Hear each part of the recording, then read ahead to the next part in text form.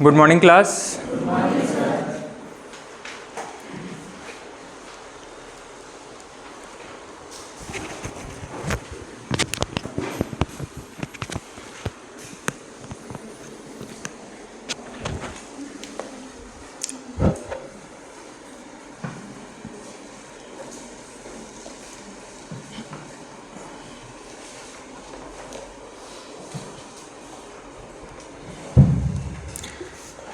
चलिए, last class में कहाँ तक पहुँचे थे? सुप्रीम कोर्ट के बारे में पढ़ रहे थे।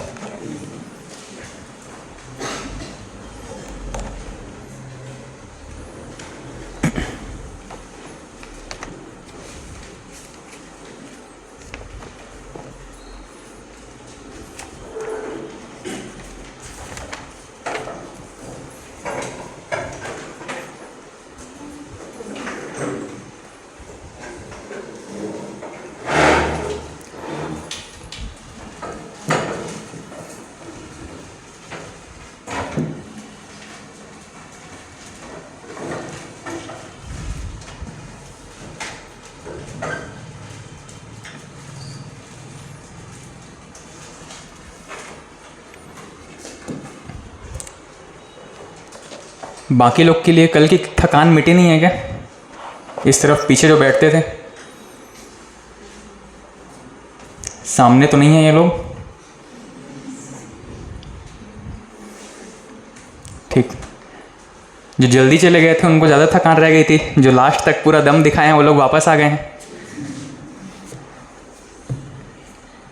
खैर, सबसे ज़्यादा इन्जॉयमेंट एक लड़की की है। कहाँ गई वो? दुग्गा साहब। बाद में देखो जब वीडियोस तो पता चलते हैं सबसे ज़्यादा कौन एंजॉय कर रहा था। चलिए, बाकी सबने एंजॉय किया, बहुत मज़ा आया। आप लोग का ओवरऑल अरेंजमेंट बहुत नेक्स्ट लेवल था, मतलब एक्सपेक्टेशन से बहुत ज़्यादा हुआ था कल के सेलिब्रेशन में। चलिए स्टार्ट करते हैं अपना आगे का कार्यक्रम। हमने स्टार्ट किया था सुप्रीम कोर्ट के बारे में, और सुप्रीम कोर्ट के बारे में हम बात कर रहे थे तो देखा कि सुप्रीम कोर्ट में जजेस की अपॉइंटमेंट कौन करता है, कैसे इनकी नियुक्ति होती है, कैसे इनको हटाया जा सकता है, यहाँ तक की चीज़ें हम देख चुके थे। ठीक है, तो सबसे पहले आप मुझे बता दीजिए कि जजेस की अपॉइंटमेंट, इनकी नियुक्ति कौन करता है, किसकी सलाह पर करता है?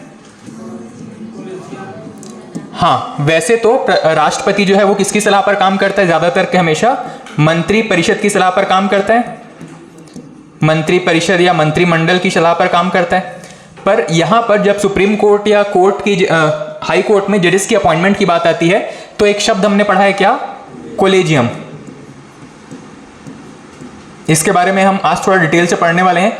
कोलेजियम का कॉन्सेप्ट कैसे निकल कर के आया, कोलेजियम का जन्म कब हुआ, बेसिकली ये सब चीज़ें आज की क्लास में हम देखने वाले हैं। ठीक है, तो किसी भी जज की नियुक्ति कौन कर रहा है? राष्ट्रपति, कोलेजियम की सलाह पर। और राष्ट्रपति अंतिम रूप से, कोलेजियम तो सिर्फ सलाह दे देता है, पर उस लिस्ट पर या उस डॉक्यूमेंट पर, अपॉइंटमेंट वाले डॉक्यूमेंट पर साइन करने की जिम्मेदारी राष्ट्रपति की होती है। लेकिन राष्ट्रपति किसकी सलाह पर काम करता है? मंत्रिपरिषद। इसके दो पॉइंट्स आप एक्सट्रैक्ट कर सकते हो। सबसे पहली चीज कि लिस्ट कौन प्रोवाइड करता है किसी जज को अपॉइंट करने के लिए? कोलेजियम। और राष्ट्रपति उस पर साइन करता है, लेकिन राष्ट्रपति किसकी सलाह पर साइन करता है? मंत्रिपरिषद की। ठीक है, तो डायरेक्टली या इनडायरेक्टली कहें तो मंत्रिपरिषद का हस्तक्षेप होता है न्यायालय में जजेस की नियुक्ति के संबंध में। ठीक, अब इसके बाद जजेस को हटाने की बारी आती है। ठीक है, तो इनको हटाने के लिए कौन कौन से प्रावधान है? सबसे पहला तो चाहे तो उनको 124 सब क्लॉज, कौन सा? सब क्लॉज 4, इसके अंदर उनको महाभियोग जैसी प्रक्रिया से उनको हटाया जा सकता है। और कब इनकी रिक्ति हो सकती है, इसका पद और कब रिक्त हो सकता है? जब ये रिजाइन कर दें, अपनी मर्जी से रिजाइन कर दें, रेजिग्नेशन अपना सौंप दें। सुप्रीम कोर्ट के जज होते हैं, अपना रेजिग्नेशन किसको सौंपते हैं? राष्ट्रपति को। ठीक है, प्रेसिडेंट को अपना रेजिग्नेशन सौंप देते हैं। इसके अलावा और कोई कंडीशन हो सकता है क्या जब जजेस को हटाया जा सकता है? हाँ, या तो उनकी डेथ हो जाए, उस कंडीशन में उनकी पोस्ट वैकेंट हो जाएगी। और कोई कंडीशन?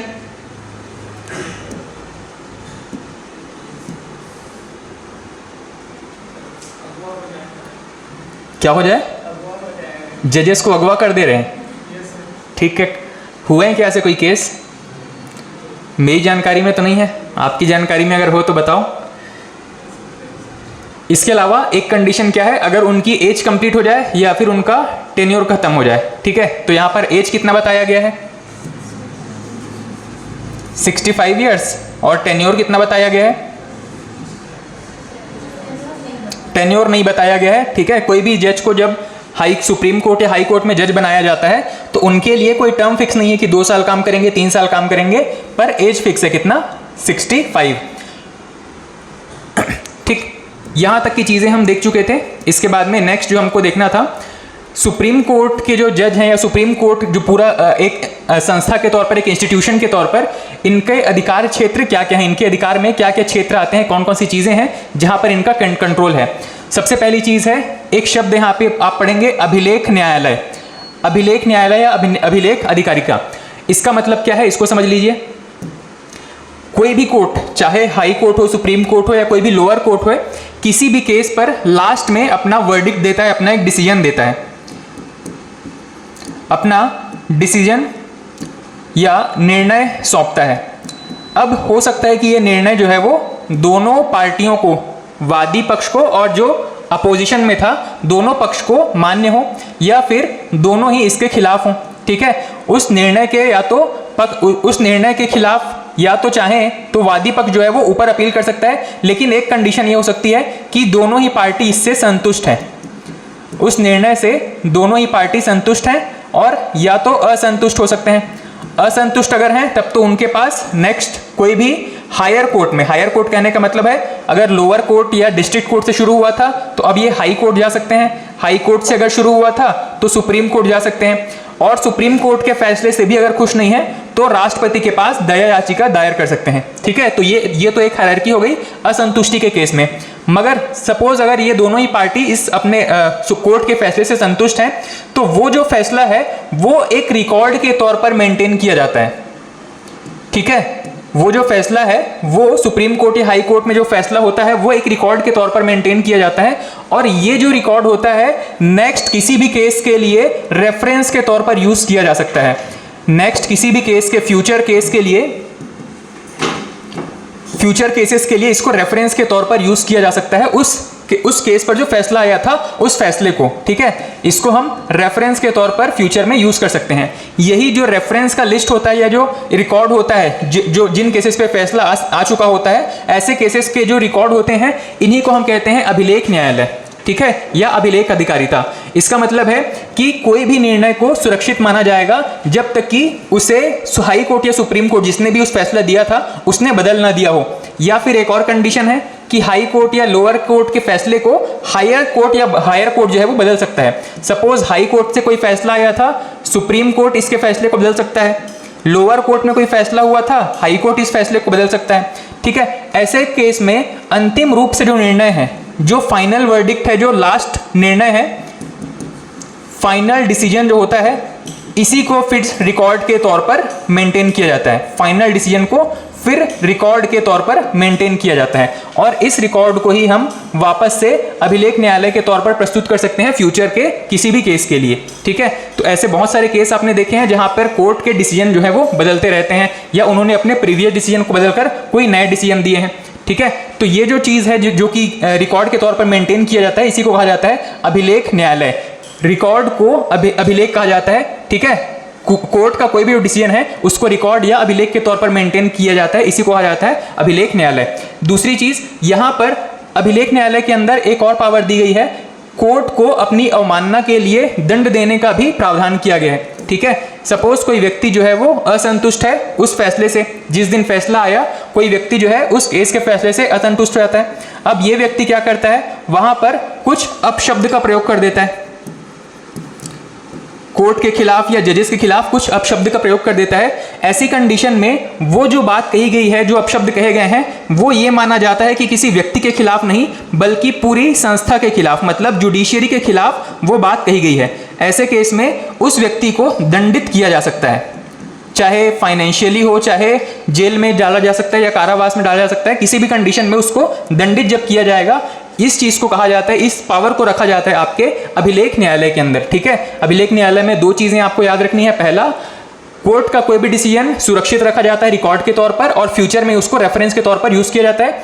दूसरी चीज़, कोर्ट के भीतर कोई भी कार्रवाई हो रही है, वहां पर अगर आप कोई भी बदतमीजी करते हैं, कोर्ट के खिलाफ कोई बयानबाजी करते हैं, उसको माना जाता है कोर्ट का अवमानना या कंटेम्प्ट ऑफ कोर्ट कहा जाता है इसको। और कंटेम्प्ट ऑफ कोर्ट के लिए जो जजेस हैं वो आपको तुरंत वहां पर पनिश कर सकते हैं। ठीक है, इसके लिए आप चाहे तो बाद में अपील कर सकते हैं या फिर माफी मांग सकते हैं, पर उस समय हो सकता है कि कोर्ट आपको तुरंत दंडित कर दे फाइनेंशियली, या फिर 1 दिन 2 दिन या कुछ घंटों की जेल के रूप में, या फिर कुछ सोशल सर्विस के रूप में। ठीक है, कह दें कि कहीं जाकर के सफाई करना है, इस तरीके से किसी भी प्रकार का दंड दिया जा सकता है। ये हो गया आपका अभिलेख न्यायालय। दूसरा, प्रारंभिक अधिकारिता। इसमें क्या चीज बताया गया है, कोर्ट में कोई भी केस को हम शुरू कहां से कर सकते हैं, इसी को कह रहे हैं प्रारंभिक अधिकारिता। प्रारंभिक अधिकारिता का मतलब है कि कुछ ऐसे केसेस होते हैं जिसको कि हम सीधे हाई कोर्ट या सुप्रीम कोर्ट में लेकर के जा सकते हैं, या कुछ केसेस ऐसे होते हैं जिनकी एक प्रॉपर हायरार्की होती है। मतलब वो केसेस जो हैं वो लोअर कोर्ट से शुरू होंगे, असंतुष्ट हो गए हैं तो हाई कोर्ट चले जा सकते हैं, वहां से भी असंतुष्ट हैं फैसले से तो सुप्रीम कोर्ट जा सकते हैं। ये जो हायरार्की है ये हमें फॉलो करनी होती है मेजॉरिटी ऑफ केसेस में, ज़्यादातर केसेस में यही चीज़ फॉलो करनी होती है। पर कुछ ऐसे केसेस हैं जहां पर हम सीधे हाई कोर्ट या सुप्रीम कोर्ट जा सकते हैं। इसके कुछ एग्जाम्पल बता सकते हो आप? आर्टिकल नंबर 32 को लागू करवाने के लिए, मतलब आप फंडामेंटल राइट्स के वायलेशन पर, उल्लंघन पर क्या कर सकते हैं, सीधे हाई कोर्ट या सुप्रीम कोर्ट जा सकते हैं।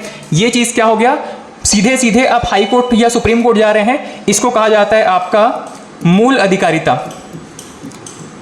मतलब जिसके लिए सीधे आप हाई कोर्ट या सुप्रीम कोर्ट जा सकते हैं।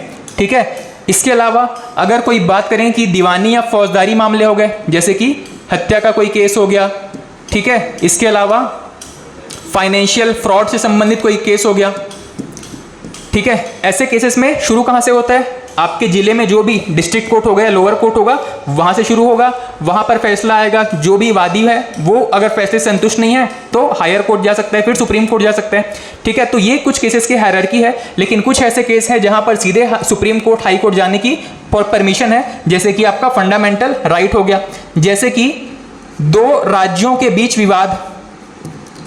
ठीक है, अब राज्यों के बीच विवाद है, ये उस राज्य के लोअर कोर्ट या डिस्ट्रिक्ट कोर्ट में तो जाएंगे नहीं। ठीक है, क्योंकि दोनों के मतलब जिस राज्य में वो लोअर कोर्ट स्थापित है वहां पर उस राज्य के पक्ष में फैसले देने की संभावना ज्यादा हो सकती है।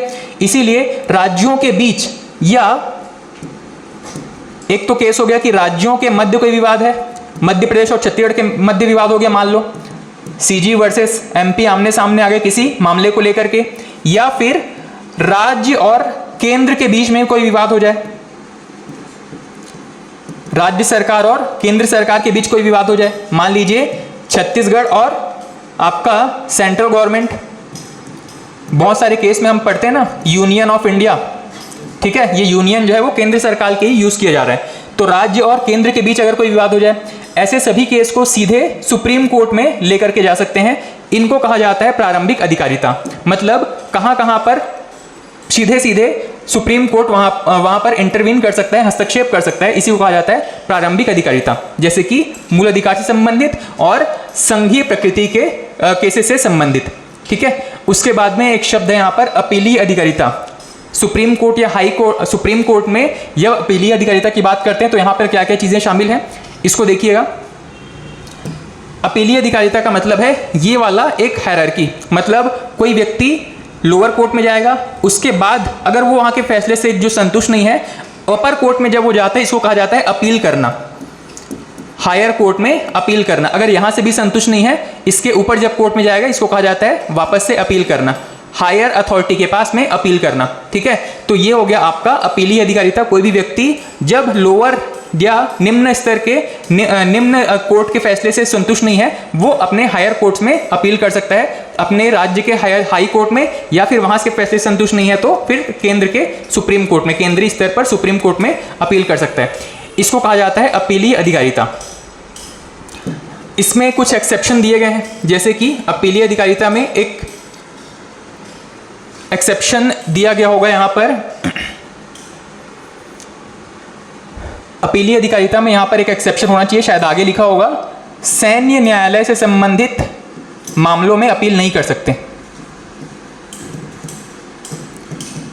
ठीक है, इसका मतलब क्या है कि सैन्य न्यायालय मतलब सेना से संबंधित कुछ न्यायालय अलग होते हैं, पता है आपको। ठीक है, जैसे आर्मी हो गया, नेवी हो गया, एयरफोर्स, सबके अलग वहाँ पे लॉ होते हैं। उसके अकॉर्डिंग वहाँ पर कोई सेना का जो कर्मचारी है अगर कोई नियमों का, कानूनों का उल्लंघन करता है, उनको उसके हिसाब से वहाँ पर दंड दिया जाएगा। जैसे कि आपने एक केस सुना होगा जहाँ पर शायद सीआरपीएफ के एक कांस्टेबल थे, उन्होंने एक वीडियो लीक किया था, मतलब वीडियो बना करके सर्कुलेट किया था कि फौज के अंदर में खाना बहुत अच्छा नहीं मिलता है करके। ठीक है, 4-5 साल पहले की शायद बात है। उस टाइम पे उनको टर्मिनेट कर दिया गया था, मतलब उनको पद से हटा दिया गया था। ठीक है, उनको पद से हटा दिया गया था। मतलब एक तो होता है रिटायरमेंट, रिटायरमेंट में आपको रिटायरमेंट के सारे बेनिफिट मिलते हैं, लेकिन अगर उनको टर्मिनेट कर दिया गया है मतलब उनको कोई भी रिटायरमेंट बेनिफिट नहीं मिलता। पद से हटा दिए हैं मतलब उनकी सैलरी गई, उनका जो भी सेविंग्स था वो सब गया, और टर्मिनेट होने का मतलब है कि उन्होंने बगावत की है, मतलब सरकार के खिलाफ बात की है, इसलिए उनका जो भी पेंशन वगैरह बनना था वो कुछ नहीं बनेगा। ठीक है, तो इस तरीके से कोई व्यक्ति अगर सैन्य कानूनों का उल्लंघन करता है, मतलब सेना का कोई कर्मचारी सैन्य कानूनों का उल्लंघन करता है, तो सेना में जो अलग दंड व्यवस्था है उसके अकॉर्डिंग अगर उसको पनिशमेंट मिला है तो वो व्यक्ति हाई कोर्ट या सुप्रीम कोर्ट में अपील नहीं कर सकता। ठीक है, हाई कोर्ट या सुप्रीम कोर्ट में अपील नहीं कर सकता। अपीलीय अधिकारिता के अंदर सैन्य न्यायालय के जो केसेस हैं वो यहाँ पर अपीलीय अधिकारिता के अंदर में नहीं आते हैं। ठीक है, इसका सॉल्यूशन क्या है? इसका सॉल्यूशन सिर्फ एक है, अगर किसी व्यक्ति को सैन्य न्यायालय से कोई पनिशमेंट मिला है तो वो व्यक्ति मैक्स टू मैक्स कहां पर जा सकता है? प्रेसिडेंट के पास में। ठीक है, क्योंकि एक स्टेटमेंट आपने पढ़ा है कि हमारे देश का सर्वोच्च सेनापति कौन होता है? राष्ट्रपति। ठीक है, तो राष्ट्रपति चाहे तो सैन्य न्यायालय के फैसले को भी पलट सकता है।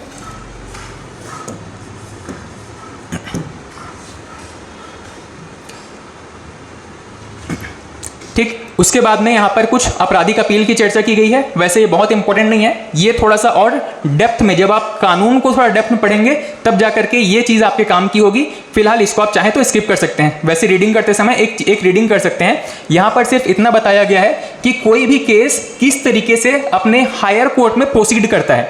ठीक है, यहाँ पर बहुत सारी टेक्निकलिटीज़ होती हैं जब आप लॉ की पढ़ाई करते हैं, उसी का एक हिस्सा यहाँ पर लिखा गया है। जैसे कि कोई व्यक्ति मान लो लोअर कोर्ट के फैसले से संतुष्ट नहीं है तो उसे कुछ प्रोसेस फॉलो करके यहाँ पर हाई कोर्ट में जाने की परमिशन होती है। ठीक है, जैसे कि उसको लोअर कोर्ट के अगर फैसले से संतुष्ट नहीं है तो उसे लोअर कोर्ट में सबसे पहले इन्फॉर्म करना होगा कि वो इस फैसले को चैलेंज करना चाहता है।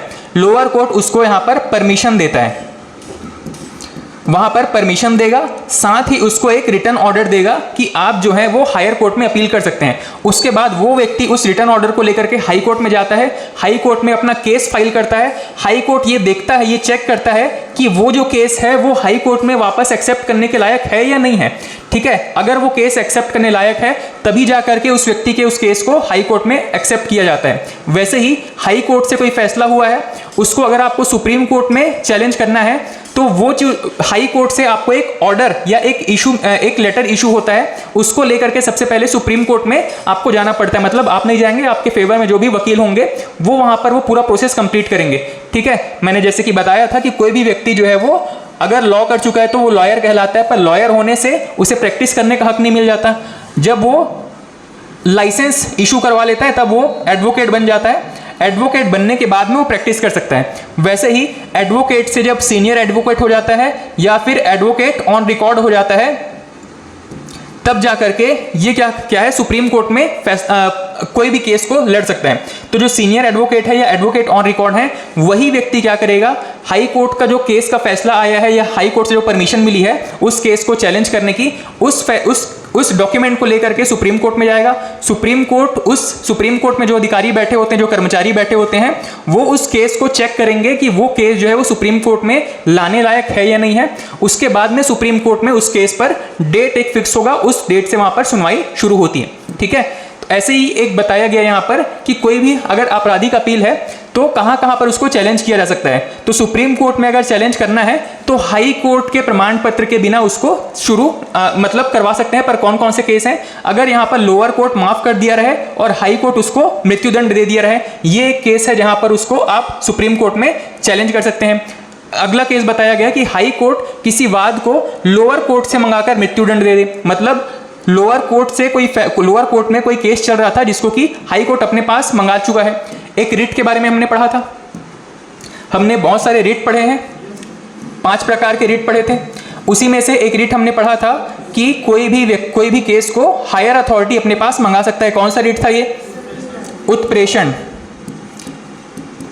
उत्प्रेषण का मतलब क्या था कि केस पर फैसला हुआ है या नहीं हुआ है। एक हमने पढ़ा था प्रतिषेध। प्रतिषेध में क्या था? अभी फैसला हुआ है या नहीं हुआ है। यहां पर अभी फैसला नहीं हुआ है। ऐसे कंडीशन में जो हायर अथॉरिटी है वो लोअर अथॉरिटी को मना कर सकता है उस केस की आगे सुनवाई करने से। उत्प्रेषण क्या है? यहां पर फैसला हो चुका होता है, इसके बाद में उसे अपने आप हायर अथॉरिटी जो है वो अपने पास उस केस को मंगा सकती है। इसको हम कहते हैं उत्प्रेषण। तो कोई भी कोर्ट जो हायर कोर्ट है वो यहां पर किसी भी केस को उत्प्रेषण रिट लगा करके अपने पास मंगा सकती है। तो यहां पर जो बताया गया है कि हाई कोर्ट किसी वाद को लोअर कोर्ट से मंगाकर मृत्युदंड दे दे।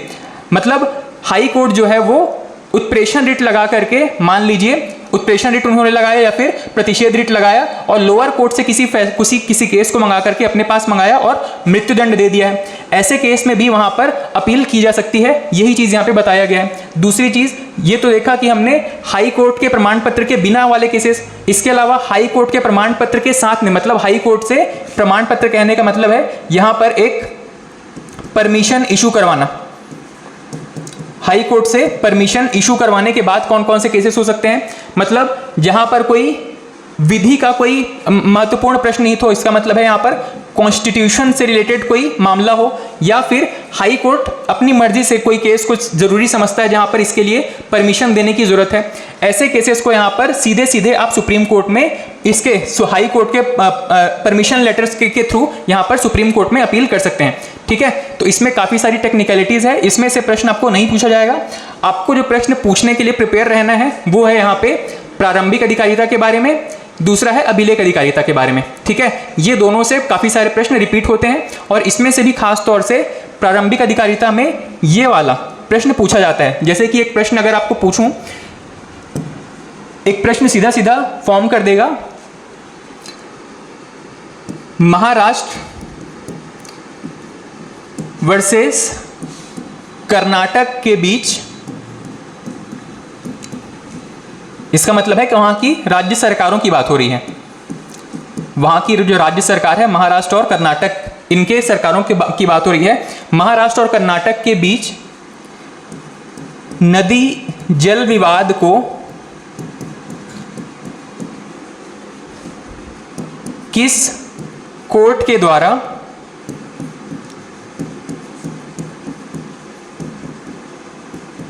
सुना जा सकता है या किस कोर्ट के द्वारा उसको एंटरटेन किया जा सकता है, ये एक प्रश्न पूछा जाएगा। आपके पास ऑप्शन रहेंगे नदी जल प्राधिकरण,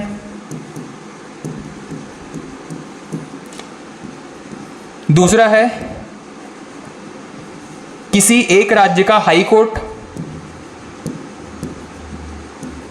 किसी भी एक राज्य का हाई कोर्ट, तीसरा है सुप्रीम कोर्ट, या चौथा है राष्ट्रपति। इस क्वेश्चन में आपका आंसर क्या फ्रेम होगा? ठीक है, इनके बीच अगर कोई विवाद है इसको सीधे सीधे कहां पर सुना जा सकता है? सुप्रीम कोर्ट में।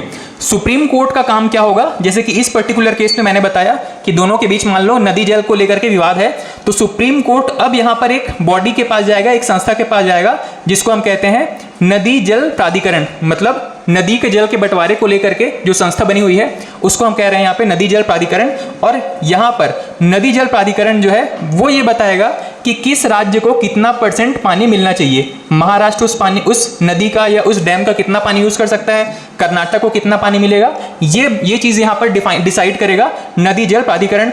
वो जो है सुप्रीम कोर्ट को अपना रिटर्न एक डॉक्यूमेंट सबमिट करेगा कि हमारे हिसाब से इतना इतना पानी इनको मिलना चाहिए, और सुप्रीम कोर्ट अपना फाइनल डिसीजन देगा कि कि महाराष्ट्र को इतना पानी मिलेगा, कर्नाटक को इतना पानी मिलेगा, और ये चीज़ दोनों पे वैसे बाइंडिंग होता है, दोनों को मानना चाहिए, पर कई बार इस डिसीजन का वायलेशन हो जाता है, ठीक है, क्योंकि पानी किसको कितना जा रहा है इसको कंट्रोल करना ज़्यादा करके उस राज्य के हाथ में होता है जहाँ से कोई नदी निकलती है, ठीक है। तो बहुत बार ऐसा होता है कि सुप्रीम कोर्ट के डिसीजन को भी वहाँ पर मतलब उसके खिलाफ काम किया जाता है राज्य सरकारों के द्वारा, ठीक। तो ये हो गए हमारे अपीलीय अधिकारिता के अंदर एक आपराधिक अपील से संबंधित जो फैसला था उसके बारे में। उसके बाद में है कुछ विशेष अपील। कुछ विशेष अपील का मतलब है कि कुछ एक्सेप्शनल केसेस हैं जहां पर कोई सुप्रीम कोर्ट जो है कुछ केसेस में अपने पास को कुछ फैसले को बुला सकता है, जैसे कि सुप्रीम कोर्ट अपने विवेक से भारत के किसी न्यायालय के निर्णय के विरुद्ध विशेष अपील की स्वीकृति दे सकता है। जैसे कि मैंने यहाँ पे बताया एक्सेप्शनल केस क्या है यहाँ पर, वैसे तो सारा कुछ नॉर्मल चल रहा था, यहाँ पर जो एक हायरार्की हम देख रहे थे कि लोअर कोर्ट से कोई केस हाई कोर्ट में जाएगा, हाई कोर्ट से फिर सुप्रीम कोर्ट में जाएगा। इसी में एक केस मान लो, यहाँ पे एक केस आपने सुना था निर्भया केस के नाम से दिल्ली में, है ना। ये जो निर्भया केस था, मान लो किसी राज्य में होता, तो राज्य में वो केस जब फाइल किया जाता, वो गैंग रेप वाला जो केस था वो फाइल किया जाता, मान लो वहां की लोअर कोर्ट उसकी सुनवाई कर रही होती, ठीक है। इस चीज को बहुत ध्यान से समझिएगा कि सुप्रीम कोर्ट की स्पेशल पावर में क्या क्या चीजें शामिल हैं। मान लो ये जो निर्भया केस है दिल्ली में हुआ था, दिल्ली में तो सीधे सुप्रीम कोर्ट में अपील कर सकते हैं, पर सपोज वही चीज किसी दूसरे राज्य में हुआ होता, मान लीजिए ये केस बिहार में होता, यूपी में होता, अब वहां पर लोअर कोर्ट जिस क्षेत्र में वो केस हुआ होता, वहां की पुलिस उस लोकल कोर्ट में वहां पर जाती या फिर डिस्ट्रिक्ट कोर्ट में उसको लेकर के जाया जाता। डिस्ट्रिक्ट कोर्ट जो है वो उस केस पर कोई फैसला दे सकती थी, ठीक है, ये उनकी अथॉरिटी के अंदर है। लेकिन यहां पर जब सुप्रीम कोर्ट इस मामले के बारे में पता चलता कि बिहार में कोई ऐसा मामला आया है, कोई ऐसा घृणित अपराध का मामला आया है, वो सीधे सीधे हस्तक्षेप करके उस केस को अपने पास मंगा सकती है, ठीक है। सुप्रीम कोर्ट के पास ये अथॉरिटी है कि अगर कोई केस है जहां पर कोई बहुत ही जघन्य अपराध है, या कोई ऐसा केस है जो कि लोअर कोर्ट या हाई कोर्ट में सुना नहीं जाना चाहिए था पर उसको सुना जा रहा है वहां पर मिसअंडरस्टैंडिंग की वजह से, या उनको पता नहीं है कि वो केस कहां पर सुना जाएगा, ऐसे केस में सुप्रीम कोर्ट सीधे सीधे हस्तक्षेप कर सकती है उस राज्य में या फिर हाई कोर्ट में, और उस केस को सीधे अपने पास मंगा सकती है। इसको कहा जाता है सुप्रीम कोर्ट की विशेष शक्ति, ठीक है। कोई अपील करे या ना करे, वो सीधे उस केस को अपने पास मंगा सकती है, ठीक है। इसके अलावा एक केस यहाँ पे बताया गया है जो कि मैंने आपसे डिस्कस किया था कि इसमें एक्सेप्शन क्या है, सैन्य न्यायालय से संबंधित कोई भी केस में यहाँ पर अपने पास उस केस को नहीं मंगा सकता है, हाई कोर्ट हो या चाहे सुप्रीम कोर्ट हो, ये केस मैक्स टू मैक्स किसके पास जा सकता है, राष्ट्रपति के पास में, ठीक है। उसके बाद में सलाहकारी अधिकारिता, सुप्रीम कोर्ट के पास सलाह देने की शक्तियां हैं। अगर राष्ट्रपति चाहे तो सुप्रीम कोर्ट के जजेस से कुछ सलाह ले सकता है, लेकिन यहाँ पर दो कंडीशन है। दो कंडीशन कौन कौन सी है? दो कंडीशन ये हो जाता है कि जब प्रेसिडेंट हाई कोर्ट या सुप्रीम कोर्ट के जजेस से अगर सलाह मांग रहा है तो सुप्रीम कोर्ट के जज सलाह देंगे या नहीं देंगे, यस या नो। मतलब प्रेसिडेंट अगर सुप्रीम कोर्ट के जजेस से सलाह चाह रहा है तो सुप्रीम कोर्ट को सलाह देना बाध्यकारी है या सलाह देना बाध्यकारी नहीं है, वो चाहे तो सलाह देने से मना भी कर सकते हैं। ये दोनों ही कंडीशंस बताई गई हैं, ठीक है। अब यहाँ पर दो चीज़ याद रखिएगा, कुछ ऐसी कंडीशन है, कुछ ऐसे केसेस हैं जहां पर सलाह देना बाध्यकारी हो जाएगा सुप्रीम कोर्ट के लिए। वो कौन से केसेस हैं? संविधान लागू होने से पहले के जितने मामले होंगे, संविधान लागू होने से पहले, लागू कब हुआ था संविधान? 1950, 26 जनवरी 1950। इस तिथि के पहले जितने मामले होंगे कानूनी प्रकृति के, उन सभी मामलों में सुप्रीम कोर्ट की नैतिक जिम्मेदारी बन जाती है या मजबूरी बन जाती है कि राष्ट्रपति को कुछ ना कुछ सलाह जरूर देंगे। लेकिन इस तिथि के बाद में, संविधान लागू होने के बाद में, अगर कोई कानूनी मामला है जहां पर राष्ट्रपति सलाह चाहता है, ऐसी कंडीशन में सुप्रीम कोर्ट के जज उनको सलाह देने से मना भी कर सकते हैं। बस यही दो चीज यहां पर लिखी हुई है, ठीक है। संविधान लागू होने के बाद अगर कोई सलाह मांगा जाता है, ऐसी कंडीशन में सलाह देने के लिए बाध्यकारी नहीं है। और दूसरी चीज़, अगर संविधान लागू होने से पहले का कोई विषय है, विवाद है, ऐसी कंडीशन में सलाह देने के लिए बाध्य है। और एक चीज़ दोनों में जो कॉमन है वो याद रखिएगा, राष्ट्रपति जो है वो किसी भी तरीके से सलाह को मानने के लिए बाध्य नहीं है। ठीक, उसके बाद में कुछ एक्स्ट्रा पॉइंट्स हैं जो कि सीधे सीधे एग्जाम में जो वन लाइनर फैक्ट के तौर पे पूछे गए हैं, उसी से ही कुछ पॉइंट्स एक्सट्रैक्ट किए गए हैं। जैसे कि आर्टिकल नंबर 138 में ये बताया गया है कि संसद कानून बनाकर संघीय विषयों के संदर्भ में सुप्रीम कोर्ट की अधिकारिता में वृद्धि कर सकती है। इसका मतलब क्या है? अभी हमने क्या देखा कि सुप्रीम कोर्ट के पास कुछ मामलों में यहां पर सीधे सीधे हस्तक्षेप करने की पावर है। अगर संसद चाहे, भारत की संसद चाहे, तो इनके पावर्स में और वृद्धि कर सकती है, इनकी शक्तियों में वृद्धि कर सकती है कि अब से सुप्रीम कोर्ट में ये फैसले भी सुने जाएंगे। ठीक है, मतलब ये केस भी सुने जाएंगे। मान लीजिए एक सामान्य सा चोरी का केस है। चोरी का केस जनरली लोअर कोर्ट से शुरू होगा, हाई कोर्ट में जाएगा, सुप्रीम कोर्ट में जाएगा। अगर बहुत बड़ा केस है तो चोरी का केस लोअर कोर्ट से ही शुरू होना चाहिए। लेकिन संसद को आज सपना आया कि चलिए सुप्रीम कोर्ट की शक्तियों में थोड़ी वृद्धि कर देते हैं और इनको चोरी के फैसलों में भी, चोरी के केसेस में भी फैसले देने की आज़ादी दे देते हैं, छूट दे देते हैं। वो क्या करेगा? एक ऑर्डर पास करेगा, उस ऑर्डर में एक डेट फिक्स करेगा। इस डेट के बाद से कोई भी अगर चोरी का केस है वो सीधे सीधे सुप्रीम कोर्ट में सुना जाएगा।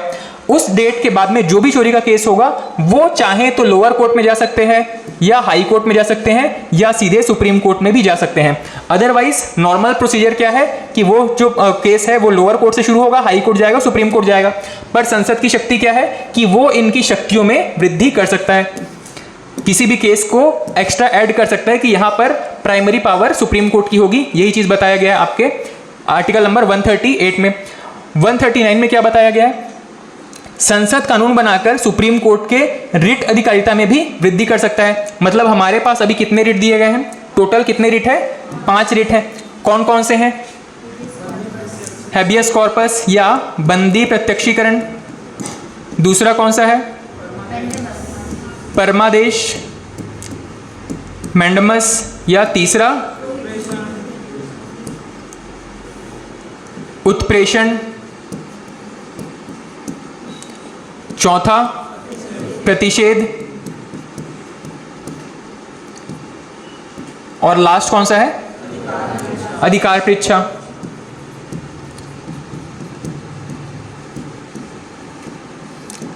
ठीक, इन सभी मामलों में हमको इन सभी 5 तरीकों से हमारे फंडामेंटल राइट को लागू करवाने के लिए सुप्रीम कोर्ट जो है वो रिट इशू कर सकती है इन 5 तरीकों से। इसके अलावा भी मान लो कोई 6वां, 7वां या 8वां कोई रिट होता है किसी देश के संविधान से, मान लो देखें कि वहां पे भी ये रिट है जो कि इशू किया जाता है हाई कोर्ट, सुप्रीम कोर्ट के द्वारा, उसको भी अगर चाहें तो संसद कानून बनाकर इस 5 के अलावा 6वें, 7वें, 8वें रिट के रूप में यहां पर लागू कर सकती है। ये चीज बताया गया है कि संसद कानून बनाकर हमारे सुप्रीम कोर्ट के रिट अधिकारिता में भी वृद्धि कर सकती है। ठीक है, उसके बाद में सुप्रीम कोर्ट की बैठक, सुप्रीम कोर्ट या सर्वोच्च न्यायालय की बैठकों के बारे में कुछ पॉइंट्स बताए गए हैं। जैसे कि सामान्य तौर पे हमारे यहाँ सुप्रीम कोर्ट कहाँ पर स्थित है? दिल्ली में। अगर सुप्रीम कोर्ट के जज चाहें तो दिल्ली के अलावा या दिल्ली के बाहर भी कहीं पर भी बैठक कर सकते हैं। सामान्यतः ऐसी नौबत नहीं आती है, ज़्यादातर जो केसेस हैं उनको दिल्ली में ही बुलाया जाता है, दिल्ली में ही आपको अपील करने के लिए जाना पड़ेगा। लेकिन कुछ ऐसे केस हैं जो कि दिल्ली से बाहर भी अपील किए गए हैं, जैसे कि हैदराबाद में कुछ टाइम के लिए इसकी एक बेंच जो है वो स्थापित की गई थी। एक्चुअल में पूरा का पूरा सुप्रीम कोर्ट वहां पर ट्रांसफर नहीं होता है। मैंने बताया था कि यहाँ पे टोटल जजेस की संख्या कितनी है? 1+33। प्रेजेंट या 2019 के बाद से ये संख्या हो गई है। 2019 के पहले 1+30 था और एकदम शुरुआत की अगर बात करें तो 1+7। ठीक है, 7-8 जजेस से शुरू हुआ था और बढ़ते बढ़ते ये जो है अभी 1+33 जजेस तक पहुंच चुका है। ये जो पूरी की पूरी जो संस्था है वो एक साथ किसी राज्य में नहीं जाती है। मान लो अगर हैदराबाद में कोई केस की सुनवाई करना है तो पूरा का पूरा सुप्रीम कोर्ट उठ करके या पूरे के पूरे मेंबर्स उठ करके हैदराबाद में नहीं आएंगे, बल्कि एक बेंच, अब ये बेंच क्या होता है? सुप्रीम कोर्ट के जजेस का एक समूह होता है। मान लो एक सुप्रीम कोर्ट के जज हो गए, मतलब चीफ जस्टिस हो गए, और 4 अदर जजेस हो गए। ये किसी केस के फैसले के लिए मान लो हैदराबाद चले जाते हैं, तो हम ये कहेंगे कि वो जो केस है सुप्रीम कोर्ट में ही है पर हैदराबाद में उसकी सुनवाई हो रही है। ठीक है, ये जो बेंच होता है इसको कहा जाता है, ये जो संस्था होती है इसको कहा जाता है बेंच। और कोई भी संस्था मान लो 5 जजेस की हो गई है तो उसको कहा जाता है कॉन्स्टिट्यूशनल बेंच, संवैधानिक बेंच। इसको कहा जाता है संवैधानिक बेंच, कॉन्स्टिट्यूशनल बेंच। कोई भी संविधान से कोई भी कह सकते हैं कि संविधान से संबंधित कोई फैसला करना है, मामले की सुनवाई करनी है, तो कम से कम 5 जजेस का होना जरूरी होता है। संविधान से संबंधित, संविधान में परिवर्तन से संबंधित अगर कोई मामला है, इसको कहा जाता है कॉन्स्टिट्यूशनल बेंच। कम से कम 5 जजेस होने चाहिए। अदरवाइज नॉर्मल केस में क्या होता है कि कोई भी केस अगर सुप्रीम कोर्ट में गया है तो सुप्रीम कोर्ट का जो चीफ जस्टिस होता है, सीजेआई होता है, वो उस केस को अलग अलग ग्रुप को सौंप देता है। यहाँ पर कई तरीके की बेंचेस होती हैं, किसी में 3 जज हैं, मान लो किसी में 4 जज हैं। इन 33 में से अलग अलग नंबर ऑफ जजेस का छोटा छोटा समूह बना दिया, ग्रुप बना दिया गया है। ठीक है, किसी में 2 ही जज है, मान लो किसी में 5 जज हो गए। इस तरीके से नंबर ऑफ केस के सिचुएशन के अकॉर्डिंग नंबर ऑफ जजेस की संख्या अलग अलग हो सकती है। वहां पर जो जज होंगे इसको कहा जाता है बेंच। और अगर यही जो बेंच है वो 5 जजेस से ज्यादा की बड़ी है तो उसको कहा जाता है कॉन्स्टिट्यूशनल बेंच। ये जो पूरा बेंच डिफाइन करने का काम होता है वो चीफ जस्टिस ऑफ इंडिया के हाथ में होता है, सीजीआई के हाथ में होता है। ठीक है, वो जिस भी ग्रुप को चाहे कोई भी फैसला, कोई भी केस अलॉट कर सकता है। इनको मान लो केस नंबर ए दे दिया गया, इनको केस बी दे दिया गया, सी दे दिया गया, डी दे सकते हैं। इस तरीके से अलग अलग केस जो है वो अलग अलग बेंच को दिया जा सकता है। लेकिन ये किसको दिया जाएगा, ये पूरा का पूरा जो सिस्टम है वो सीजीआई के अंडर में होता है। ठीक है, इसके बाद में उस केस पर जो फैसला आएगा वो उस बेंच की सर्वसम्मति से आना जरूरी होता है। मान लो यहाँ पर 3 जजेस की एक बेंच है तो कम से कम यहाँ पे 2 जज उसके फैसले में होने चाहिए। ये जो 4 जजेस की कोई बेंच है, मान लो 2:2 से कोई फैसला आ गया है, 2 जज उस केस के फेवर में है, 2 जज जो है वो उस फैसले के अपोज कर रहे हैं उस फैसले को। मान लो अब यहाँ पर सुप्रीम कोर्ट का जो सीजीआई है वो उस केस के पक्ष में आ जाता है। ऐसी केस में अब इसको मानेंगे कि वो जो फैसला है वो 3-2 से पास हो चुका है। ठीक है, अगर वो जज जो है वो सुप्रीम कोर्ट जो सीजीआई है वो उस केस के अपोजिशन में रहता है तो हम कहेंगे कि वो 2-3 से पास हुआ है, मतलब 3 जज उसके खिलाफ है और वो जो केस का फैसला है वो जो पलट दिया जाएगा या वो फैसला जो है वो निरस्त कर दिया जाएगा। इस तरीके से यहाँ पर जो अलग अलग बेंच बैठाए जाते हैं इसको हम कहते हैं सुप्रीम कोर्ट के बेंच। और जो 5 जज होते हैं मिनिमम उसको कहा जाता है कॉन्स्टिट्यूशनल बेंच। ये जो बेंच है जब किसी अदर स्टेट में, अदर राज्य में जाकर के काम करती है, इसको हम कहते हैं कि सुप्रीम कोर्ट की बैठक जो है वो अलग राज्यों में भी बैठाई जा सकती है। जैसे कि हैदराबाद में हुआ है, श्रीनगर में हुआ है, मतलब नंबर ऑफ कुछ नंबर ऑफ जजेस जो है वो उस जगह पर जाकर के फैसला सुना सकते हैं। ठीक है, उसके बाद में यहाँ पर जो एक चीज़ है कि सुप्रीम कोर्ट में क्या कार्रवाई हो रही है, वहाँ पर सुप्रीम कोर्ट के जजेस का बिहेवियर कैसा है, इस चीज़ के बारे में संसद में कोई भी चर्चा नहीं की जाएगी। और यही पॉइंट हमने संसद के बारे में भी पढ़ा है। संसद के भीतर क्या कार्रवाई हो रही है, क्या चीज़ हो रही है, इसकी भी चर्चा कहाँ पर नहीं होगी, किसी भी कोर्ट में नहीं हो सकती है। मतलब संसद की जो कार्रवाई है इसकी चर्चा नहीं होगी आपके हाई कोर्ट या सुप्रीम कोर्ट में, और हाई कोर्ट या सुप्रीम कोर्ट में क्या चीज़ हो रहा है इसकी चर्चा कहाँ नहीं होगी, संसद में नहीं होगी। ठीक है, तो दोनों एक दूसरे के मैटर से अलग रखने का प्रयास कर रहे होते हैं। ठीक, तो संसद की कार्यवाही की चर्चा मतलब संसद के कैंपस के भीतर क्या बात हुई है, क्या चीज़ हुआ है, वो कहीं पे भी चैलेंज नहीं किया जाएगा। उसी तरीके से सुप्रीम कोर्ट या हाई कोर्ट के प्रेमाइस के अंदर क्या क्या बातें हो रही है, क्या डिसीजन हो रहा है, इसको संसद में कभी भी, मतलब उनकी बैठकों में कभी भी उठाया नहीं जा सकता है। कोई भी सांसद चाहे तो बाद में संसद के कैंपस से बाहर अपने विचार व्यक्त कर सकता है, पर ये उनके व्यक्तिगत विचार होंगे, न कि पूरे संसद का। ठीक है, उसके बाद में न्यायाधीश पर महाभियोग जैसी प्रक्रिया ये हमने देखा था कि ये जो है फाइनली अगर संसद में किसी व्यक्ति के ऊपर, किसी जज के ऊपर कोई कंटेम कोई कह सकते हैं कि अगर कोई क्राइम प्रूव हो चुका है तब उनको हटाने के लिए, मतलब अगर सुप्रीम कोर्ट के जज को अगर हटाने की बात आती है तब इनको हटाने के लिए जो प्रक्रिया यूज होती है इसको हम कहते हैं महाभियोग जैसी प्रक्रिया। महाभियोग जैसी प्रक्रिया ये यूज होता है सुप्रीम कोर्ट और हाई कोर्ट के जजेस को हटाने के लिए। ठीक है, तो केवल यही एक मामला होगा जिसको कि संसद में सुना जाएगा। इसके अलावा कोई भी जो मामला है सुप्रीम कोर्ट या हाई कोर्ट संबंधित, उसको हम संसद में डिस्कशन नहीं कर सकते उसके ऊपर। उसके बाद में कोई भी कोर्ट, चाहे हाई कोर्ट हो या सुप्रीम कोर्ट, हाई कोर्ट के बारे में भी यही चीज लागू होती है, कोई भी हाई कोर्ट या सुप्रीम कोर्ट अपने निर्णय पर पुनर्विचार कर सकती है। ठीक है, अब ये पुनर्विचार वाला चीज हमने कहां पे पढ़ा था? राष्ट्रपति के कुछ पावर्स के बारे में हमने पढ़ा था, उसी में ही हमने एक चीज पढ़ा था, राष्ट्रपति की क्षमादान वाली शक्तियां। क्षमादान की शक्तियां, राष्ट्रपति कुछ लोगों को क्षमादान कर सकता है। और इसी क्षमादान को पढ़ते समय हमने एक चीज पढ़ा था कि राष्ट्रपति अगर चाहें तो कुछ मामलों में, कुछ एक्सेप्शनल केसेस में हमको और समय दे सकते हैं पुनर्विचार के लिए। ठीक है, ये चीज हमने कहां पे पढ़ा था? राष्ट्रपति के शक्तियों के बारे में।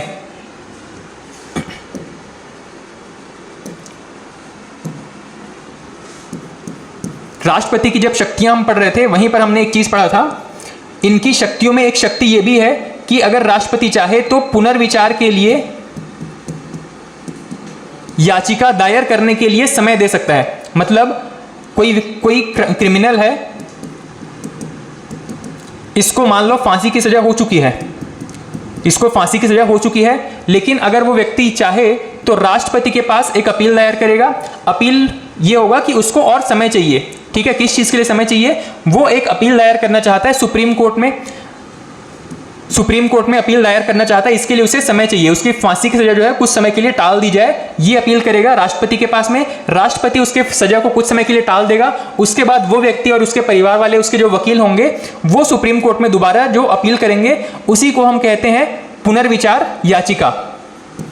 पुनर्विचार याचिका, इसका मतलब है कि एक बार उस पर फैसला आ चुका है, दोबारा उस पर विचार करने के लिए अपील किया जा रहा है, इसको कहा जा रहा है पुनर्विचार याचिका। ये तो केस हो गया क्या कि कोई व्यक्ति स्वयं अपील कर रहा है अपने केस के फैसले के खिलाफ में। लेकिन कई बार ऐसे मामले आते हैं जहां पर सुप्रीम कोर्ट को खुद बाद में महसूस हो जाता है कि उनसे पुराने जो कोई केस हैं उनमें कोई गलती हो चुकी है। ऐसे केस में अपने निर्णय को बदलने के लिए वो चाहे तो स्वयं अपने जो निर्णय दिए थे उन पर पुनर्विचार कर सकता है। ठीक है, तो पुनर्विचार में दो केसेस याद रखेंगे।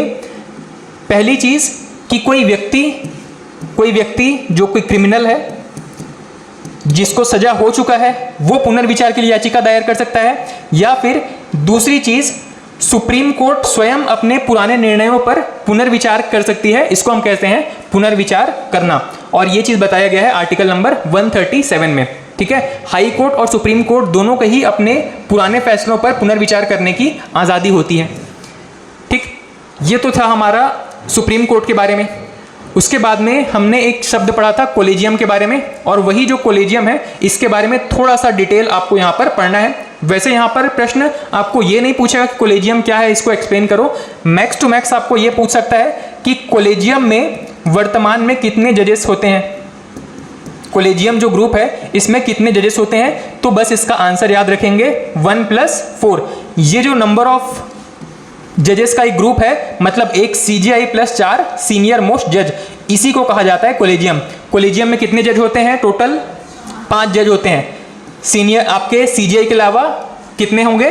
4 सीनियर मोस्ट जज होते हैं। इसी समूह को कोलेजियम कहा जाता है। अब थोड़ा सा इसको समझने के पॉइंट ऑफ व्यू से बस देखिएगा, इसमें आपको ना नोट करना है ना तो इसको एग्जाम में ज़्यादा पूछा जाता है। ठीक है, पर आपके समझने के लिए ये चीज़ इंपॉर्टेंट है कि किसी भी कोर्ट में, हाई कोर्ट हो या सुप्रीम कोर्ट हो, वहाँ पर जजेस की नियुक्ति किस तरीके से होती है, उनको ये जो कोलेजियम प्रणाली है वो कब से आई थी, यही चीज़ यहाँ पर बताया गया है। देखो, तो सबसे पहले अगर कोलेजियम की बात करें तो आपका एक डेट याद रखिएगा, 1973 के आसपास तक, लगभग 1973 तक क्या सिचुएशन थी? कोलेजियम आने के बाद तो जजेस की अपॉइंटमेंट कोलेजियम के सजेशन के बेस पर राष्ट्रपति कर रहा है। लेकिन जब कोलेजियम नहीं था तब क्या था?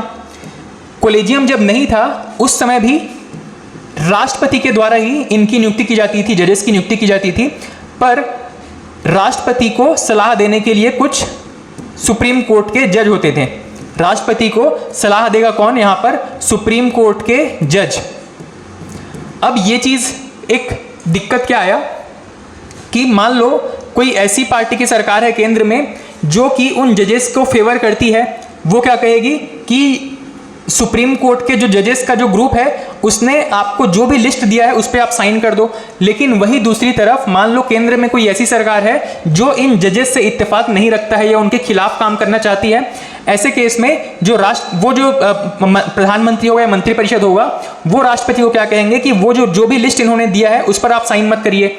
मतलब यहां पर मंत्रिपरिषद के कंट्रोल में जब राष्ट्रपति है तो प्रधानमंत्री का पूरा हस्तक्षेप यहां पर रहेगा जजेस की नियुक्ति से संबंधित। ठीक है, तो 1973 से पहले क्या होता था, राष्ट्रपति क्योंकि हमेशा मंत्रिपरिषद की सलाह पर काम करेगा, सुप्रीम कोर्ट के जजों ने जो भी इनको लिस्ट दिया है नए अपॉइंटमेंट्स के लिए वो उस पर साइन ही नहीं करेगा। अब साइन नहीं करेगा तो अपॉइंटमेंट नहीं होगी, अपॉइंटमेंट नहीं होगी तो केसेस की पेंडेंसी चलते चली जाएगी, बढ़ती रहेगी हमेशा सुप्रीम कोर्ट में, हाई कोर्ट में। इस चीज को अवॉइड करने के लिए एक सॉल्यूशन इन्होंने क्या किया, ये देखा कि कौन से ऐसे केस हो सकते हैं जब राष्ट्रपति सुप्रीम कोर्ट के या जो जजेस हैं उनके सलाह को मानने के लिए बाध्य होगा।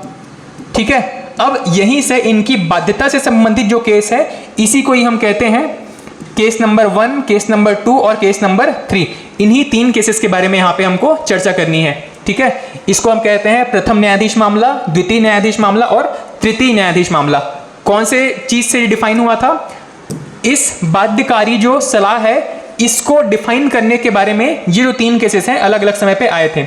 मतलब सुप्रीम कोर्ट से जो भी सलाह मिल रहा है राष्ट्रपति को वो बाध्य होगा या नहीं होगा, इसी को चैलेंज करने के लिए ये 3 केस थे, केस नंबर 1, केस नंबर 2 और केस नंबर 3। इनमें क्या क्या वर्डिक्ट आया था, क्या क्या डिसीजन आया था, इसको देखते चलेंगे। सबसे पहली चीज कि सीजीआई की नियुक्ति वरिष्ठता के आधार पर होती है, ये चीज हमको पता है। ठीक है, उसके बाद में वर्तमान में यहाँ पर 30 नहीं है, यहाँ पर अब 33 जज याद रखेंगे, 33 जजों की नियुक्ति होती है कोलेजियम प्रणाली के द्वारा और सीजीआई के सलाह पर राष्ट्रपति इनकी नियुक्ति करता है। इतनी बात हम पहले पढ़ चुके हैं। हमारा जो मुद्दा था वो 1973 के बाद से शुरू हुआ था। 1973 के बाद में सुप्रीम कोर्ट और सरकार के बीच में कई बार ऐसा टकराव हुआ था, लेकिन 1986 में सबसे पहले जो सुप्रीम कोर्ट था उन्होंने एक फैसला दिया कि कोई भी ऐसा मामला आता है जहां पर जजेस ने अगर राष्ट्रपति को सलाह दिया है, मतलब अपॉइंटमेंट से रिलेटेड सलाह दिया है, अपॉइंटमेंट से रिलेटेड अगर सलाह दिया है तो राष्ट्रपति उसको मानने के लिए बाध्य नहीं है। मतलब चाहे तो वो किसी एक व्यक्ति को अपॉइंट कर ले या उस लिस्ट में से, मान लो यहां पर सुप्रीम कोर्ट के जजेस ने मिलकर 10 जजेस का एक लिस्ट प्रिपेयर किया है अलग अलग राज्यों के हाई कोर्ट से, यहां पे इन्होंने 10 जज का नाम सेलेक्ट किया है जिनको कि सुप्रीम कोर्ट में प्रमोट करना है। ये जो लिस्ट है वो भेजा जाएगा अब राष्ट्रपति को। राष्ट्रपति चाहे तो इनमें से किसी एक के आगे अपने साइन कर देगा या 2 के आगे साइन कर देगा, बाकी को छोड़ देगा, तो बस इन्हीं की अपॉइंटमेंट मानी जाएगी, बाकी के जो पूरे लिस्ट है वो समाप्त हो जाएगा, बाकी के मेंबर्स की अपॉइंटमेंट नहीं हो पाएगी। ठीक है, तो ये चीज कहां पे बताया गया, सबसे पहले आपका 1986 में 1986 में जो पहला मामला आया था उसमें यह बताया गया कि राष्ट्रपति सभी आपके सलाह को मानने के लिए बाध्य नहीं है, चाहे तो कुछ सलाह को मान ले या फिर पूरे के पूरे सलाह को यहाँ पे अवॉइड कर दे। ठीक है, ये था प्रथम न्यायाधीश मामला। उसके बाद में ये देखा गया कि इस तरीके से तो अगर राष्ट्रपति चाहे तो कभी भी किसी भी अपॉइंटमेंट पे साइन नहीं करेगा और केसेस की पेंडेंसी बढ़ती चली जाएगी, कोई भी जज अपॉइंट नहीं हो पाएगा। ऐसे में दोबारा वहां के वकीलों ने एक मामला याचिका दायर किया सुप्रीम कोर्ट में और इस पे जो फैसला आया इसको हम कहते हैं द्वितीय न्यायाधीश मामला, सेकंड जज केस। अब इस केस में ये बताया गया या जज ने वहां पे ये फैसला दिया, सीजीआई ने क्या फैसला दिया, कोई भी अपॉइंटमेंट का अगर लेटर राष्ट्रपति के पास आता है, वहां पर अगर यहां पर सीजीआई और 2 सीनियर मोस्ट जज अगर मिलकर के राष्ट्रपति को अगर सलाह देते हैं तो राष्ट्रपति उस सलाह को मानने के लिए बाध्य हो जाएगा। ठीक है, 1986 में अब क्या बताया गया, 1986 में यह बताया गया, इसका कंक्लूजन क्या था, सुप्रीम कोर्ट का क्या डिसीजन आया, इन्होंने ये बताया कि अगर सीजीआई और 2 जज मिलकर, 2 सीनियर मोस्ट जज मिलकर के अगर सलाह देते हैं राष्ट्रपति को, तो राष्ट्रपति को उस लेटर पे, उस जो अपॉइंटमेंट लेटर है उस पे साइन करना जरूरी हो जाएगा। कौन कौन रहेंगे, सीजीआई और 2 सीनियर मोस्ट जज मिलकर के अगर राष्ट्रपति को सलाह देते हैं, ऐसे कंडीशन में राष्ट्रपति को उस निर्णय, उस डिसीजन को मानना जरूरी होगा। ठीक है, लेकिन यहां पर भी कई बार पॉलिटिकल डिबेट चला कि इस तरीके से तो हमारे राष्ट्रपति हमारे कंट्रोल में नहीं रहेगा। ठीक है, मंत्री जो है वो इस फैसले से बहुत खुश नहीं थे, इन्होंने अपना एक वकील हायर किया, दोबारा उस केस को चैलेंज किया सुप्रीम कोर्ट में। हालांकि सुप्रीम कोर्ट के जज ने ये फैसला दिया था, पर सुप्रीम कोर्ट के अलावा और कहीं जा नहीं सकते हैं, तो सुप्रीम कोर्ट में वापस से इसी चीज को चैलेंज किया गया और इसको हम कहते हैं थर्ड जज केस या तृतीय न्यायाधीश मामला। यहां पर एक चीज में चेंज किया गया, यहां पर यह बताया गया कि मिनिमम अब 2 नहीं, कम से कम 4 सीनियर मोस्ट जज चाहिए होंगे किसी भी मामले को राष्ट्रपति को बाध्यकारी बनाने के लिए। ठीक है, तो यहां पर जो थर्ड जज केस था 1994 में, यहां पर यह बताया गया कि कोई भी अपॉइंटमेंट का अगर मैटर है, मामला है, वहां पर हमारी आपके सीजीआई हैं, चीफ जस्टिस ऑफ इंडिया, और 4 सीनियर मोस्ट जज, सुप्रीम कोर्ट के 4 सीनियर मोस्ट जज मिल करके अगर कोई सलाह देते हैं राष्ट्रपति को, सलाह किसके बारे में? अपॉइंटमेंट के बारे में, नियुक्ति से संबंधित अगर कोई सलाह देते हैं, ऐसी कंडीशन में राष्ट्रपति के ऊपर यह चीज बाध्यकारी होगी। लेकिन इसमें एक एक्सेप्शन और रखा गया, एक सॉल्यूशन और रखा गया, ताकि राष्ट्रपति के पास भी एक ऑप्शन बचा रहे। राष्ट्रपति चाहे तो उस सिफारिश को एक बार लौटा सकता है, लेकिन अगर सीजीआई और 4 लोगों का जो ग्रुप था, अगर दोबारा वही लेटर या वही रिकमेंडेशन लेटर, वही अपॉइंटमेंट लेटर अगर वापस से राष्ट्रपति के पास भेजता है, तो राष्ट्रपति अब इसको लौटाएगा नहीं, बल्कि उस पर साइन करना जरूरी हो जाएगी। ये जो 1994 में जो ग्रुप फॉर्म हुआ था एक सीजीआई और 4 सीनियर मोस्ट जज का, इसी को बाद में कोलेजियम नाम दे दिया गया। ठीक है, तो कोलेजियम नाम कब उभर करके आया आपको पूछा जाए तो 1994 से। ठीक है, ये जो ग्रुप फॉर्म हुआ 1994 में, इसी को ही फाइनली कोलेजियम कहा गया। और कोलेजियम का जो कॉन्सेप्ट है अभी भी बिल्कुल वैसा ही चल रहा है जैसे कि 1994 असल में 93 और 94 के बीच का समय था। इसीलिए अगर कुछ किताबों में अगर आपको 1993 मिले तो भी परेशान नहीं होंगे, दोनों में से कोई भी डेट अगर मिलता है तो उसको करेक्ट मान करके आगे बढ़ेंगे। ठीक है, तो कोलेजियम क्या है? असल में सीनियर मोस्ट जज, 4 सीनियर मोस्ट जज और सीजीआई का एक ग्रुप है, जहां पे अगर वो कोई भी रिकमेंडेशन लेटर अगर भेजते हैं राष्ट्रपति को, तो राष्ट्रपति को उस पर साइन करना जरूरी हो जाता है। लेकिन अगर राष्ट्रपति चाहे तो एक बार उसको पुनर्विचार के लिए वापस लौटा सकता है। उसमें एक और चीज बताया गया कि इन 4 वरिष्ठ न्यायाधीशों में से, 4 मेंबर्स में से अगर कोई 2 मेंबर उस अपॉइंटमेंट के खिलाफ हैं या उस रिकमेंडेशन के खिलाफ हैं, ऐसे कंडीशन में राष्ट्रपति को वो रिकमेंडेशन लेटर नहीं भेजा जाएगा। नेक्स्ट केस ये बताया गया कि मान लो कोई एक यहाँ पर वरिष्ठ जजों में से कोई एक यहाँ पर उस फैसले के या उस रिकमेंडेशन के खिलाफ है, ऐसे केस में उस रिकमेंडेशन को वापस मतलब भेज दिया जाएगा राष्ट्रपति के पास में, लेकिन यहाँ पर सीजीआई की सहमति जरूरी होनी चाहिए। असल में यहाँ पर जब भी रिकमेंडेशन की बात आती है या फिर नए अपॉइंटमेंट की बात आती है, नई नियुक्ति की बात आती है, तो जो हमारे सीजीआई हैं वो ऐसे मेंबर्स को चुनते हैं जनरली जो कि उनके फेवर में काम करें। ठीक है, तो 4 यहाँ पर सीनियर मोस्ट जज की बात की गई है, लेकिन कई बार इस सीनियरिटी को ही बाईपास किया गया है। सुप्रीम कोर्ट का सीजीआई बनाने के लिए भी कई बार बाईपास किया जाता है, और यहाँ पर कोलिजियम में कई बार ये एक्सेप्शनल केस के तौर पर इसको बाईपास किया गया है, मतलब सीनियर के अलावा कोई जूनियर है उसको भी यहाँ पर शामिल कर लिया जाता है। ठीक है, तो यहाँ पर जो सीजीआई हैं और 4 सीनियर मोस्ट जज हैं, ये एक रिकमेंडेशन लेटर या फिर एक लिस्ट ऑफ जजेस ये सौंपते हैं प्रेसिडेंट को।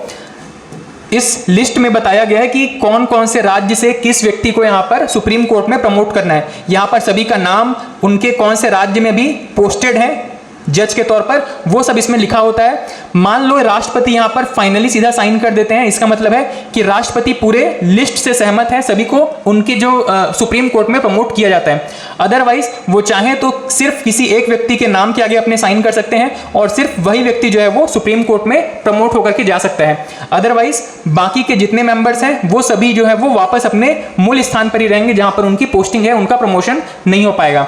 ये चीज अभी लास्ट में 3-4 साल में कई बार हमको देखने को मिला, जैसे कि 2019 में एक केस आया था जहां पर जो कोलेजियम था इन्होंने 4 जजेस का नाम जो है वो सजेस्ट किया था, लेकिन जो प्रेसिडेंट थे उन्होंने सिर्फ एक जज के नाम पर साइन किया था, एक जज के नाम के आगे साइन किया था। मतलब सिर्फ उनमें से एक जज, 4 जजेस का जो रिकमेंडेशन था उनमें से सिर्फ एक जज की अपॉइंटमेंट सुप्रीम कोर्ट में हो पाई थी, बाकी के 3 जज अपने हाई कोर्ट में ही काम करते रह गए।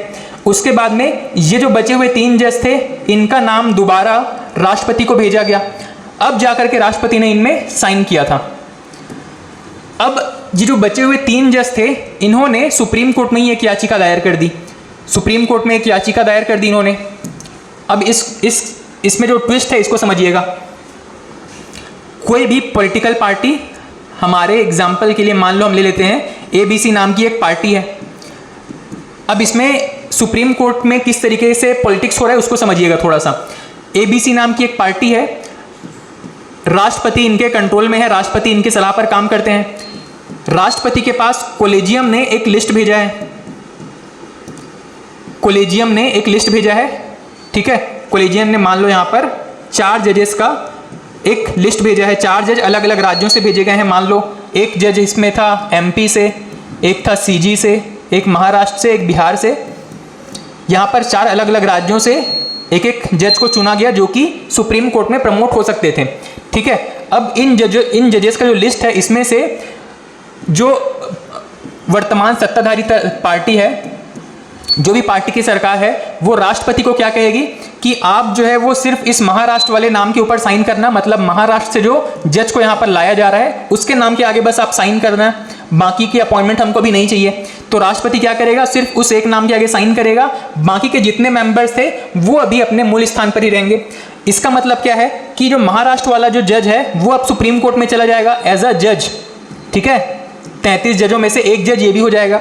इसका मतलब ये है कि अब ये ज्यादा सीनियर हो जाएगा क्या, इन जजेस के मुकाबले में सुप्रीम कोर्ट में इनकी अपॉइंटमेंट अब जो है वो सीनियरिटी पे चली जाएगी। मान लो दूसरे साल वापस से कोलेजियम जो है वो इन तीनों का नाम भी सजेस्ट करता है और इसका अपॉइंटमेंट मान लो हो गया है 2019 में। एक साल बाद इन तीनों का नाम भी वापस से कोलेजियम ने अपॉइंट किया राष्ट्रपति के पास में और इन सभी की अपॉइंटमेंट हो गई मान लो 2020 में। अब यहां पर एक ट्विस्ट आपको पता है कि कोई भी व्यक्ति को सीजीआई बनाया जाएगा तो किस चीज का ध्यान रखा जाता है, सीनियरिटी का।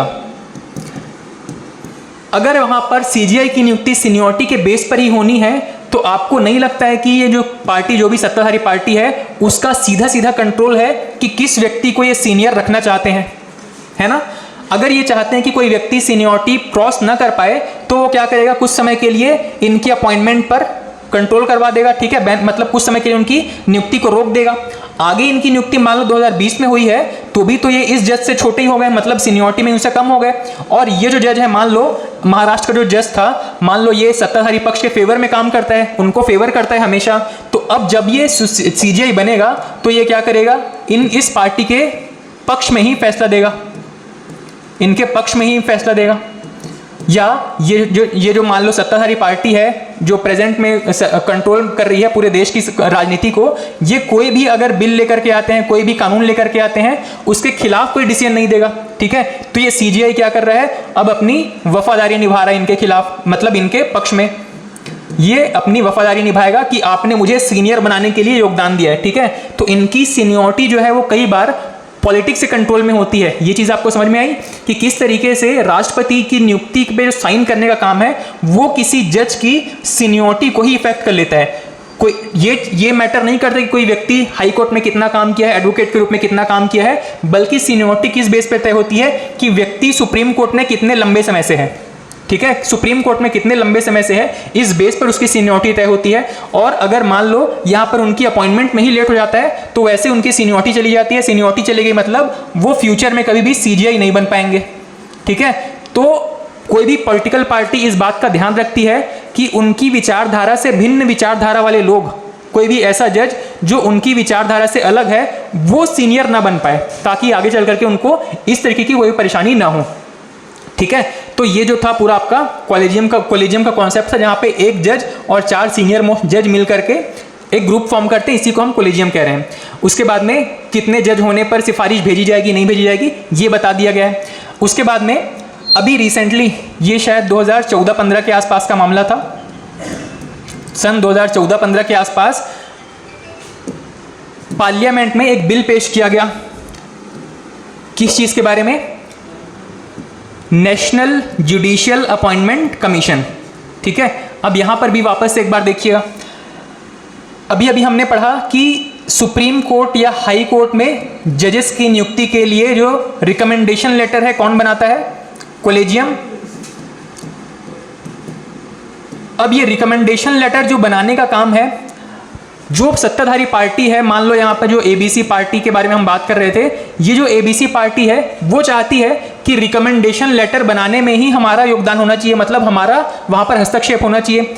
कोलेजियम कौन सा लिस्ट प्रिपेयर कर रहा है, कौन से राज्य के किस जज को यहाँ पर शामिल करना चाह रहा है, इस पर इनका कंट्रोल नहीं रहता। अभी इस पार्टी का कोई कंट्रोल नहीं है, एबीसी पार्टी का कोई कंट्रोल नहीं है इस लिस्ट को बनवाने के लिए, ठीक है। लेकिन ये क्या चाहते थे कि इस लिस्ट को बनाने में भी इनका योगदान होना चाहिए, इसमें इनका हस्तक्षेप होना चाहिए।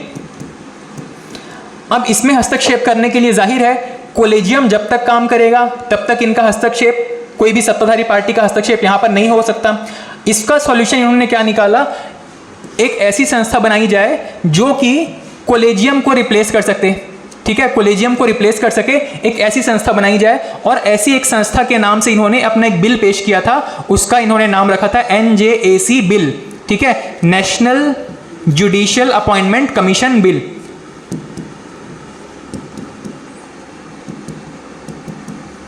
National judicial appointment commission bill, ठीक है। अब ये बिल जब आया था इसमें ये बताया गया कि यहाँ पर कोलेजियम में तो सीधे सीधे कौन होते हैं, जितने भी मेंबर्स होते हैं वो सभी जज होते हैं। एक सीनियर मोस्ट जज, एक CJI हो गया, बाकी के सभी सीनियर मोस्ट जज हो गए। इसमें ये बताया गया कि कुछ मेंबर यहाँ पे जज होंगे और कुछ मेंबर यहाँ पर जो है वो किसी पार्टी के सदस्य होंगे, या यूँ कह सकते हैं कि पॉलिटिक्स से रिलेटेड यहाँ पे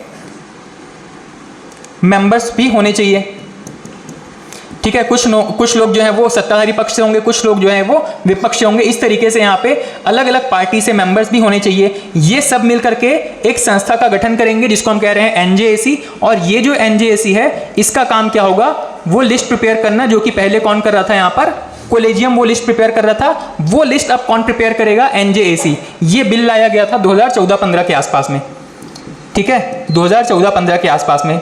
इसका कंक्लूजन आप ये कह सकते हो कि कोई भी जो राजनीतिक पार्टी है, सत्ताधारी पार्टी है, वो जजेस की नियुक्ति में सीधे सीधे अपना हस्तक्षेप चाहती थी।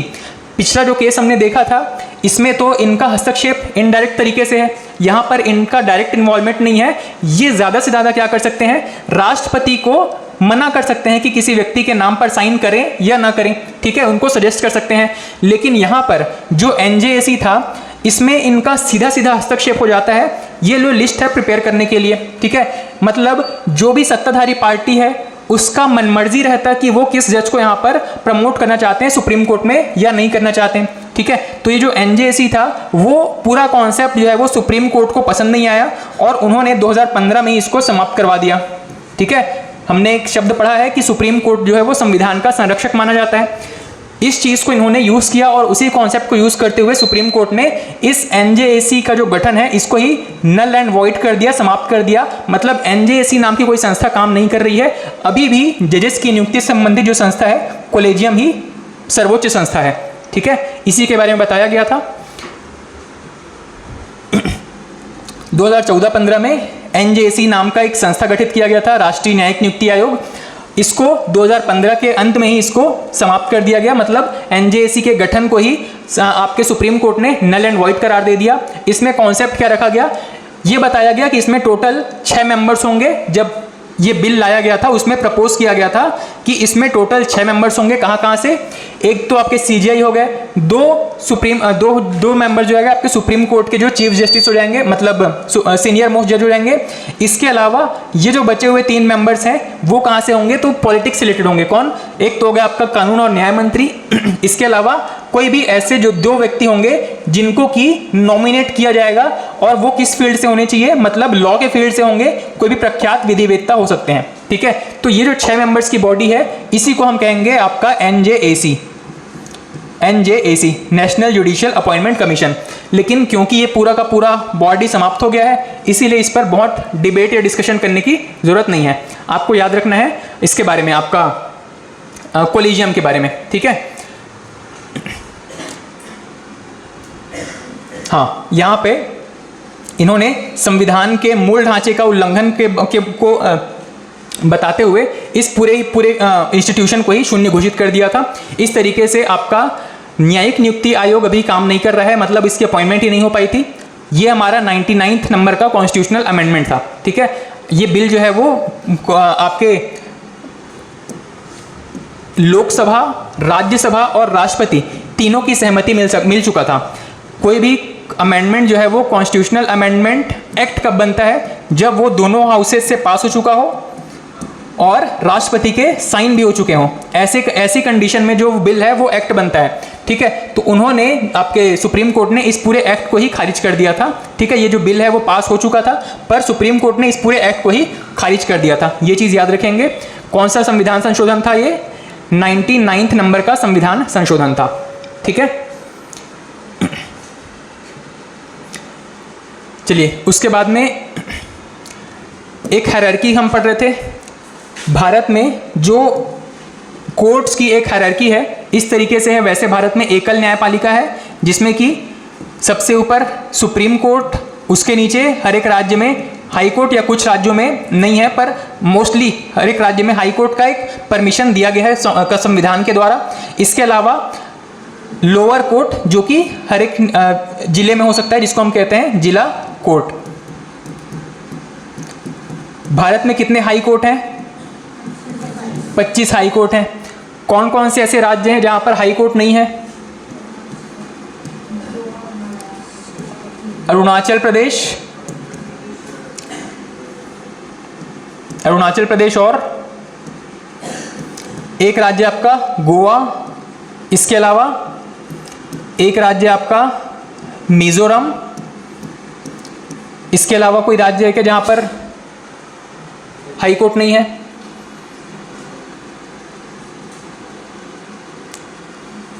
ठीक, 4 राज्य हैं वैसे। अरुणाचल हो गया, गोवा हो गया, मिजोरम हो गया, एक नॉर्थ ईस्ट का एक और राज्य है। नहीं, पंजाब में है। असल में पंजाब हरियाणा का जो एक कॉमन है वो चंडीगढ़ में है। ठीक है, नागालैंड।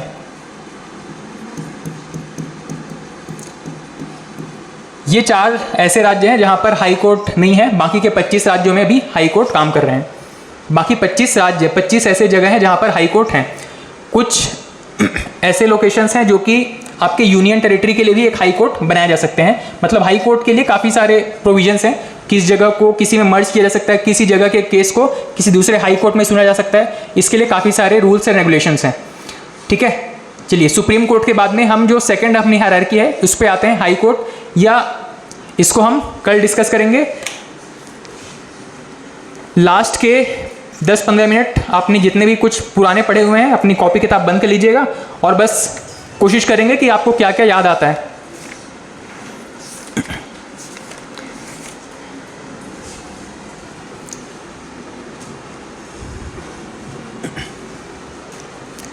चलिए, सबसे पहले हमने शुरुआत किया था 22 भाग और कितने अनुच्छेद थे? 395 अनुसूचियां कितनी थी? 12 अनुसूचियां थी। इन अनुसूचियों में शुरुआत में कितनी अनुसूचियां थी? बाद में कितनी और जोड़ी गई हैं? 4 जोड़ी गई हैं। कौन कौन सी अनुसूची थी? 9वीं अनुसूची में क्या जोड़ा गया था? Land reform. 10वें में क्या जोड़ा गया था? दल बदल।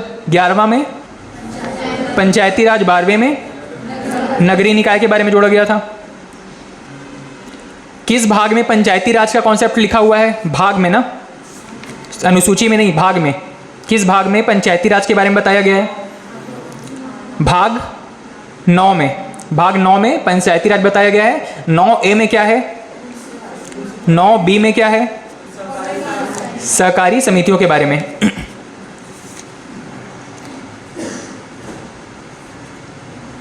भारत का राष्ट्रीय ध्वज कब अपनाया गया था?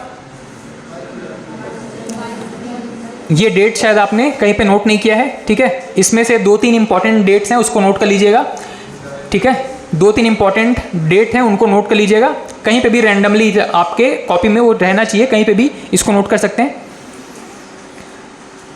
हालांकि ये सब जो एक्स्ट्रा फैक्ट हैं जो कि छूट गए हैं, इनको मैं फाइनली जब एक लास्ट PDF अपलोड करूंगा तो इस PDF में जो हम पढ़ रहे हैं इसमें कहीं कहीं पे कुछ करेक्शन है या कुछ अपडेशन है, ये सब करके मैं इसको एक फाइनल अपलोड कर दूंगा। ठीक है, वहाँ पर ये सारी चीज़ें आपको दोबारा मिल जाएंगी। इसमें नोट कर लीजिएगा। सबसे पहले राष्ट्रीय प्रतीक। राष्ट्रीय प्रतीक कौन सा है हमारा? कौन सा है राष्ट्रीय प्रतीक? नेशनल सिंबल क्या है? अशोक चक्र। कौन सा? सत्यमेव जयते।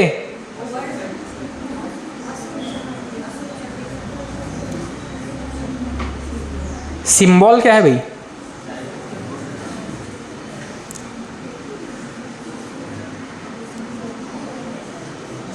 राष्ट्रीय सिंबल, राष्ट्रीय प्रतीक, नेशनल सिंबल।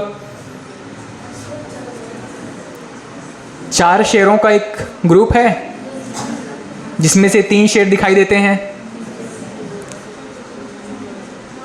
कोई भी ऑफिसर है, उसकी वर्दी में 4 शेरों का वो क्या लगा होता है, सिंह स्तंभ वाला जो सिंबल लगा होता है वर्दी पे, ठीक है, वो क्या है? राष्ट्रीय प्रतीक। हाँ,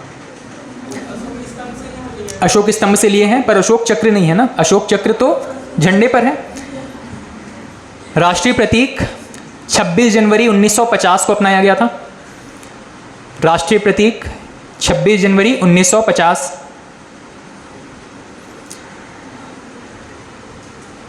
नेक्स्ट है राष्ट्रगीत और राष्ट्रगान। राष्ट्रगान तो पता है आपको, जन गण मन। राष्ट्रगीत कौन सा है? वंदे मातरम। राष्ट्रगीत और राष्ट्रगान 24 जनवरी 1950।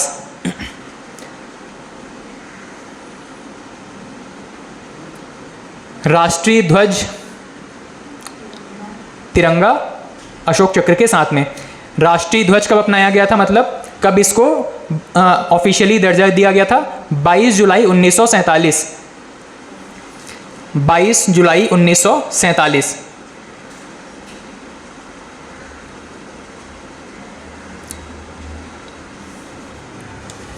नेक्स्ट है राष्ट्रीय पंचांग। राष्ट्रीय पंचांग कैलेंडर, नेशनल कैलेंडर या राष्ट्रीय पंचांग, ब्रैकेट में लिख लीजिएगा शक संवत।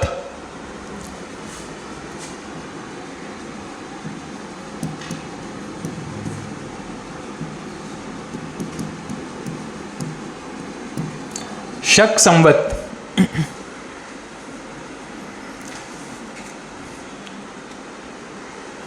और शक संवत किसको बोलते हैं? तो 78 AD, 78 ईस्वी से जो शुरू होता है कैलेंडर, इसको कहा जाता है शक संवत। ये कब अपनाया गया था? 22 मार्च 1957। 22 मार्च 1957 शक संवत, जो कि राष्ट्रीय पंचांग के रूप में अपनाया गया था 22 मार्च 1957 को।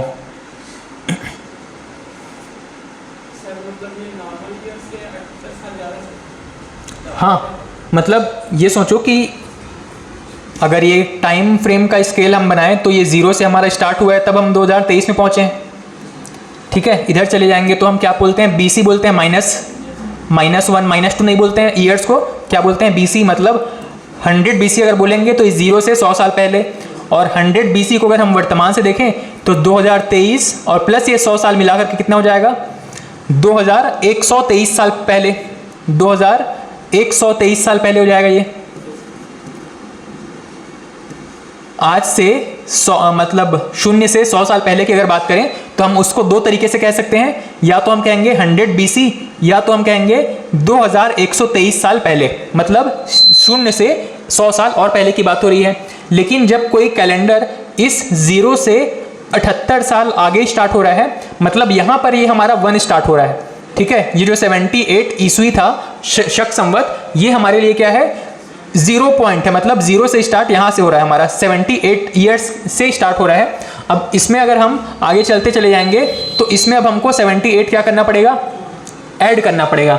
वर्तमान में अगर देखा जाए तो ग्रेगोरियन कैलेंडर के हिसाब से 2023 चल रहा है, और शक संवत के हिसाब से क्या चल रहा है? इसमें 78 और ऐड करना पड़ेगा, ठीक है। तो शक संवत के हिसाब से कौन सा वर्ष चल रहा है? ये हो गया आपका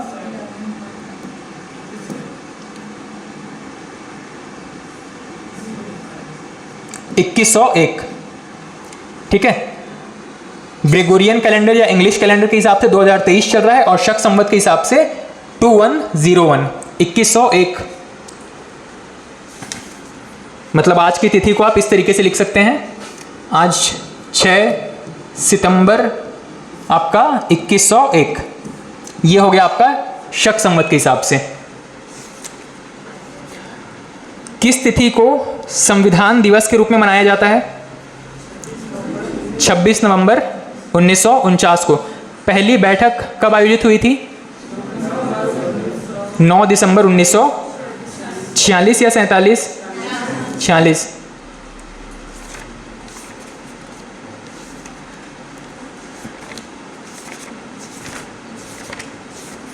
प्रस्तावना में कब संशोधन किया गया था? कौन से वर्ष में संशोधन हुआ था प्रस्तावना में? 76 था या 78 था?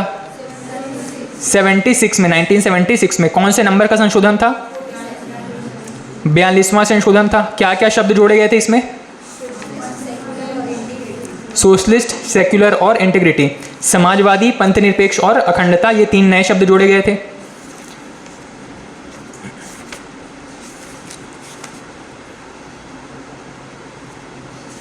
भारत का राष्ट्रीय जलीय जीव कौन सा है? Dolphin, Ganga dolphin.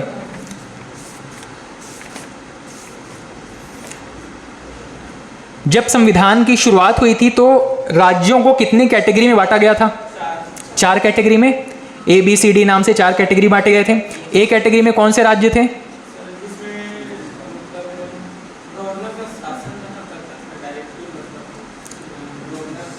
गवर्नर का शासन, या यूं कह सकते हैं कि जहां पर सीधे सीधे प्रत्यक्ष रूप से ब्रिटिशर्स का शासन हुआ करता था। ग्रुप बी में कौन से राज्य थे? देशी रियासत थे, जहां पर एक राजा का शासन था, भले राजा जो है वो ब्रिटिशर्स के कंट्रोल में था।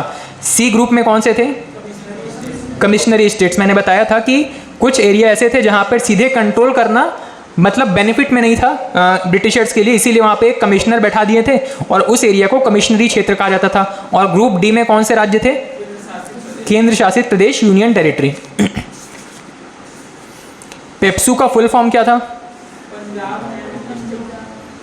Punjab and east Patiala, east Punjab, east Patiala था, पंजाब था।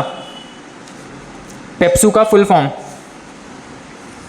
Punjab and east Patiala province, state province. नागरिकता मिलने के कितने आधार बताए गए हैं? कौन कौन से? जन्म हो गया, वंश हो गया, पंजीकरण, देशीकरण और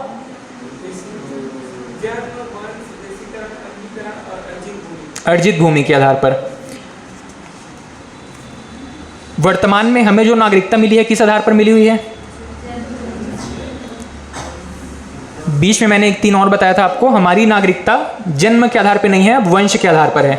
ठीक है, बाई बर्थ लिखा गया था हालांकि, पर अलग अलग समय पे नागरिकता संशोधन अधिनियम जो आए थे उसमें बाई बर्थ वाले को समाप्त कर दिया गया था।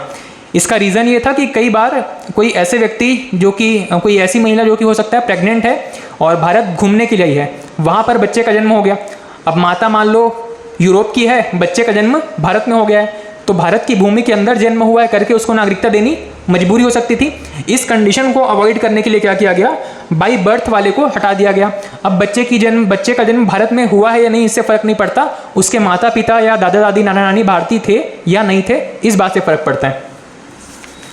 ठीक, उसके बाद में हम फंडामेंटल राइट्स की चर्चा कर रहे थे। Fundamental rights, total fundamental rights अगर कैटेगरी के बेस पर देखें तो 6 फंडामेंटल राइट है। कौन कौन से? समानता का अधिकार हो गया, स्वतंत्रता, फिर शोषण के विरुद्ध अधिकार, और शिक्षा और संस्कृति, इसके अलावा संवैधानिक उपचार। आर्टिकल नंबर 16 में क्या लिखा हुआ है?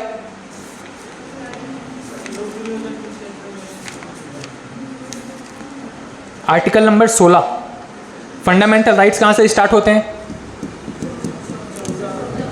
हाँ, 14 से स्टार्ट होते हैं, पर इस चैप्टर में 12 से लेकर के 35 बताए गए हैं, जिसमें एक्चुअली फंडामेंटल राइट्स आपके 14 से लेकर के 32 तक हैं, जिसमें से 31 को भी गायब कर देना है। तो 14 से लेकर के 32 तक में हमारे फंडामेंटल राइट हैं। सबसे पहले आर्टिकल 14 में क्या बताया गया है? विधि के समक्ष समानता और विधियों का समान संरक्षण। 14 में बताया गया है समानता के बारे में। 15 में भेदभाव का निषेध। कितने आधार पर? 5 आधार बताए गए थे यहाँ पे। फिर आर्टिकल 16 में अवसर की समानता। 17 में अनटचेबिलिटी या अस्पृश्यता का अंत। 18 में उपाधियों का अंत। 19 में, अच्छा ये हमारे हो गए समानता के अंतर्गत। यहां से हो जाता है हमारा स्वतंत्रता वाला पार्ट। कौन कौन सी स्वतंत्रता दी गई है? वाक एवं अभिव्यक्ति की स्वतंत्रता। नेक्स्ट 20 में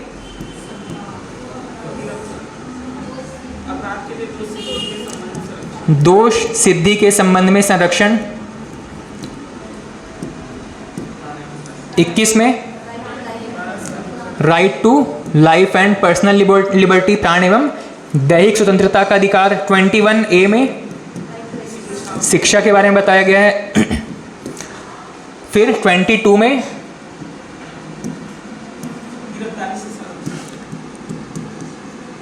गिरफ्तारी से के संबंध में संरक्षण।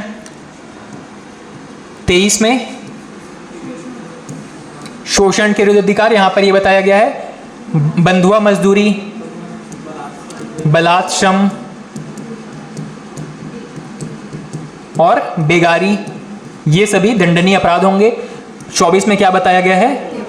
चाइल्ड लेबर, बाल मजदूरी, बाल श्रम। फिर आर्टिकल 25 में किसी भी धर्म का अंतःकरण करने की आज़ादी है। ये सभी हो जाएगा। ये वाला पार्ट हो गया आपका शोषण के विरुद्ध अधिकार में। ये हो गया आपका धार्मिक स्वतंत्रता के बारे में। यहाँ पर बताया गया है किसी भी धर्म का अंतःकरण करने की आज़ादी है। फिर 26 में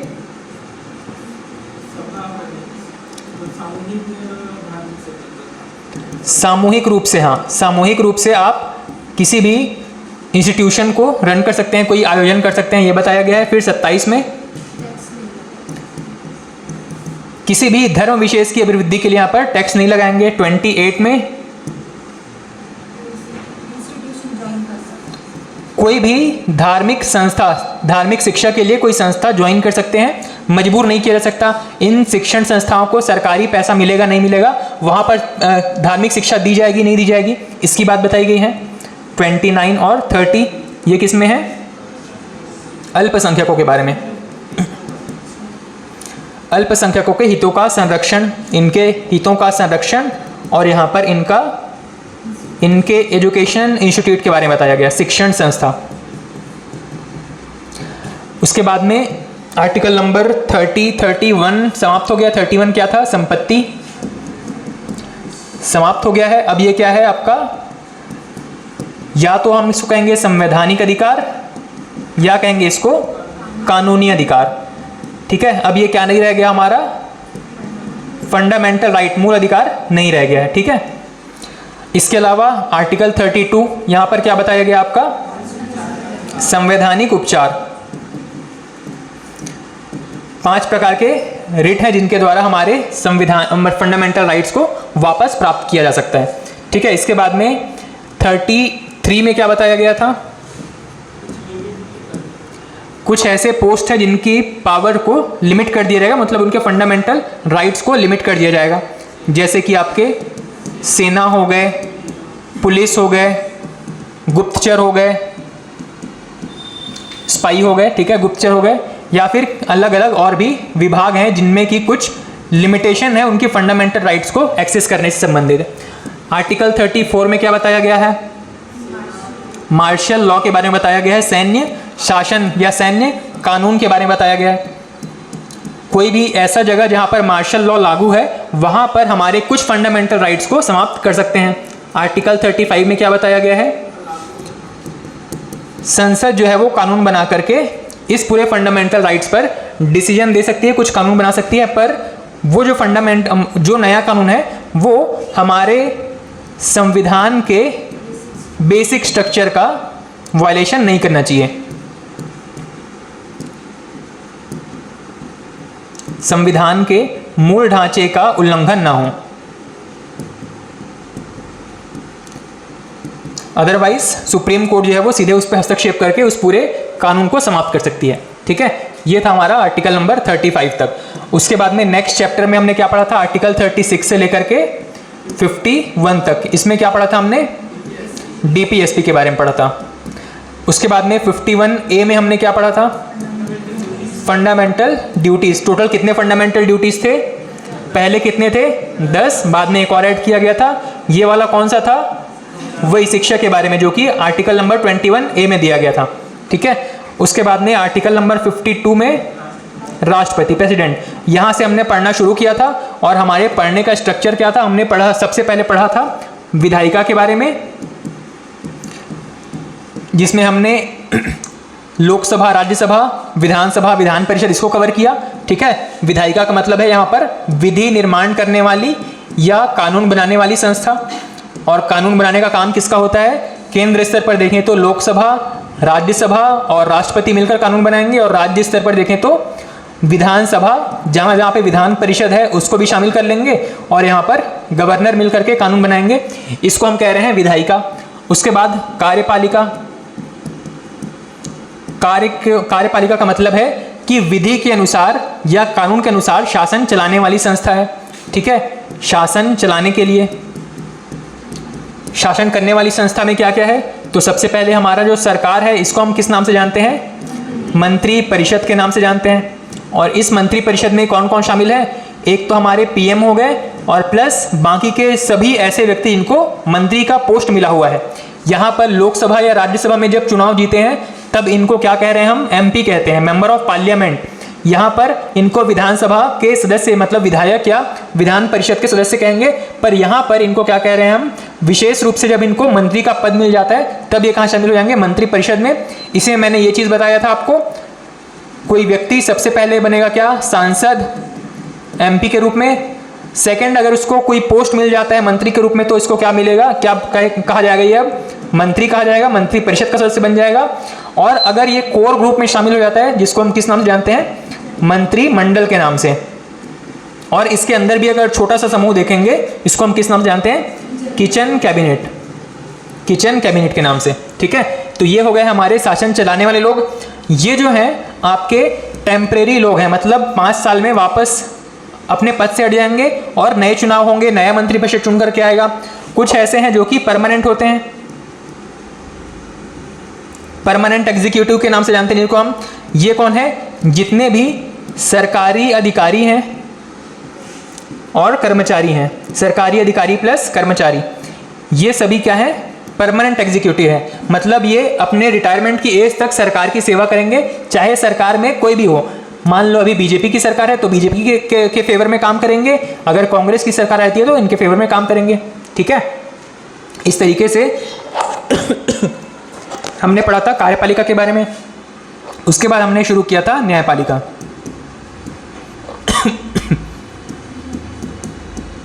ठीक है, इसमें हम सुप्रीम कोर्ट पढ़ चुके हैं, हाई कोर्ट कल स्टार्ट करेंगे।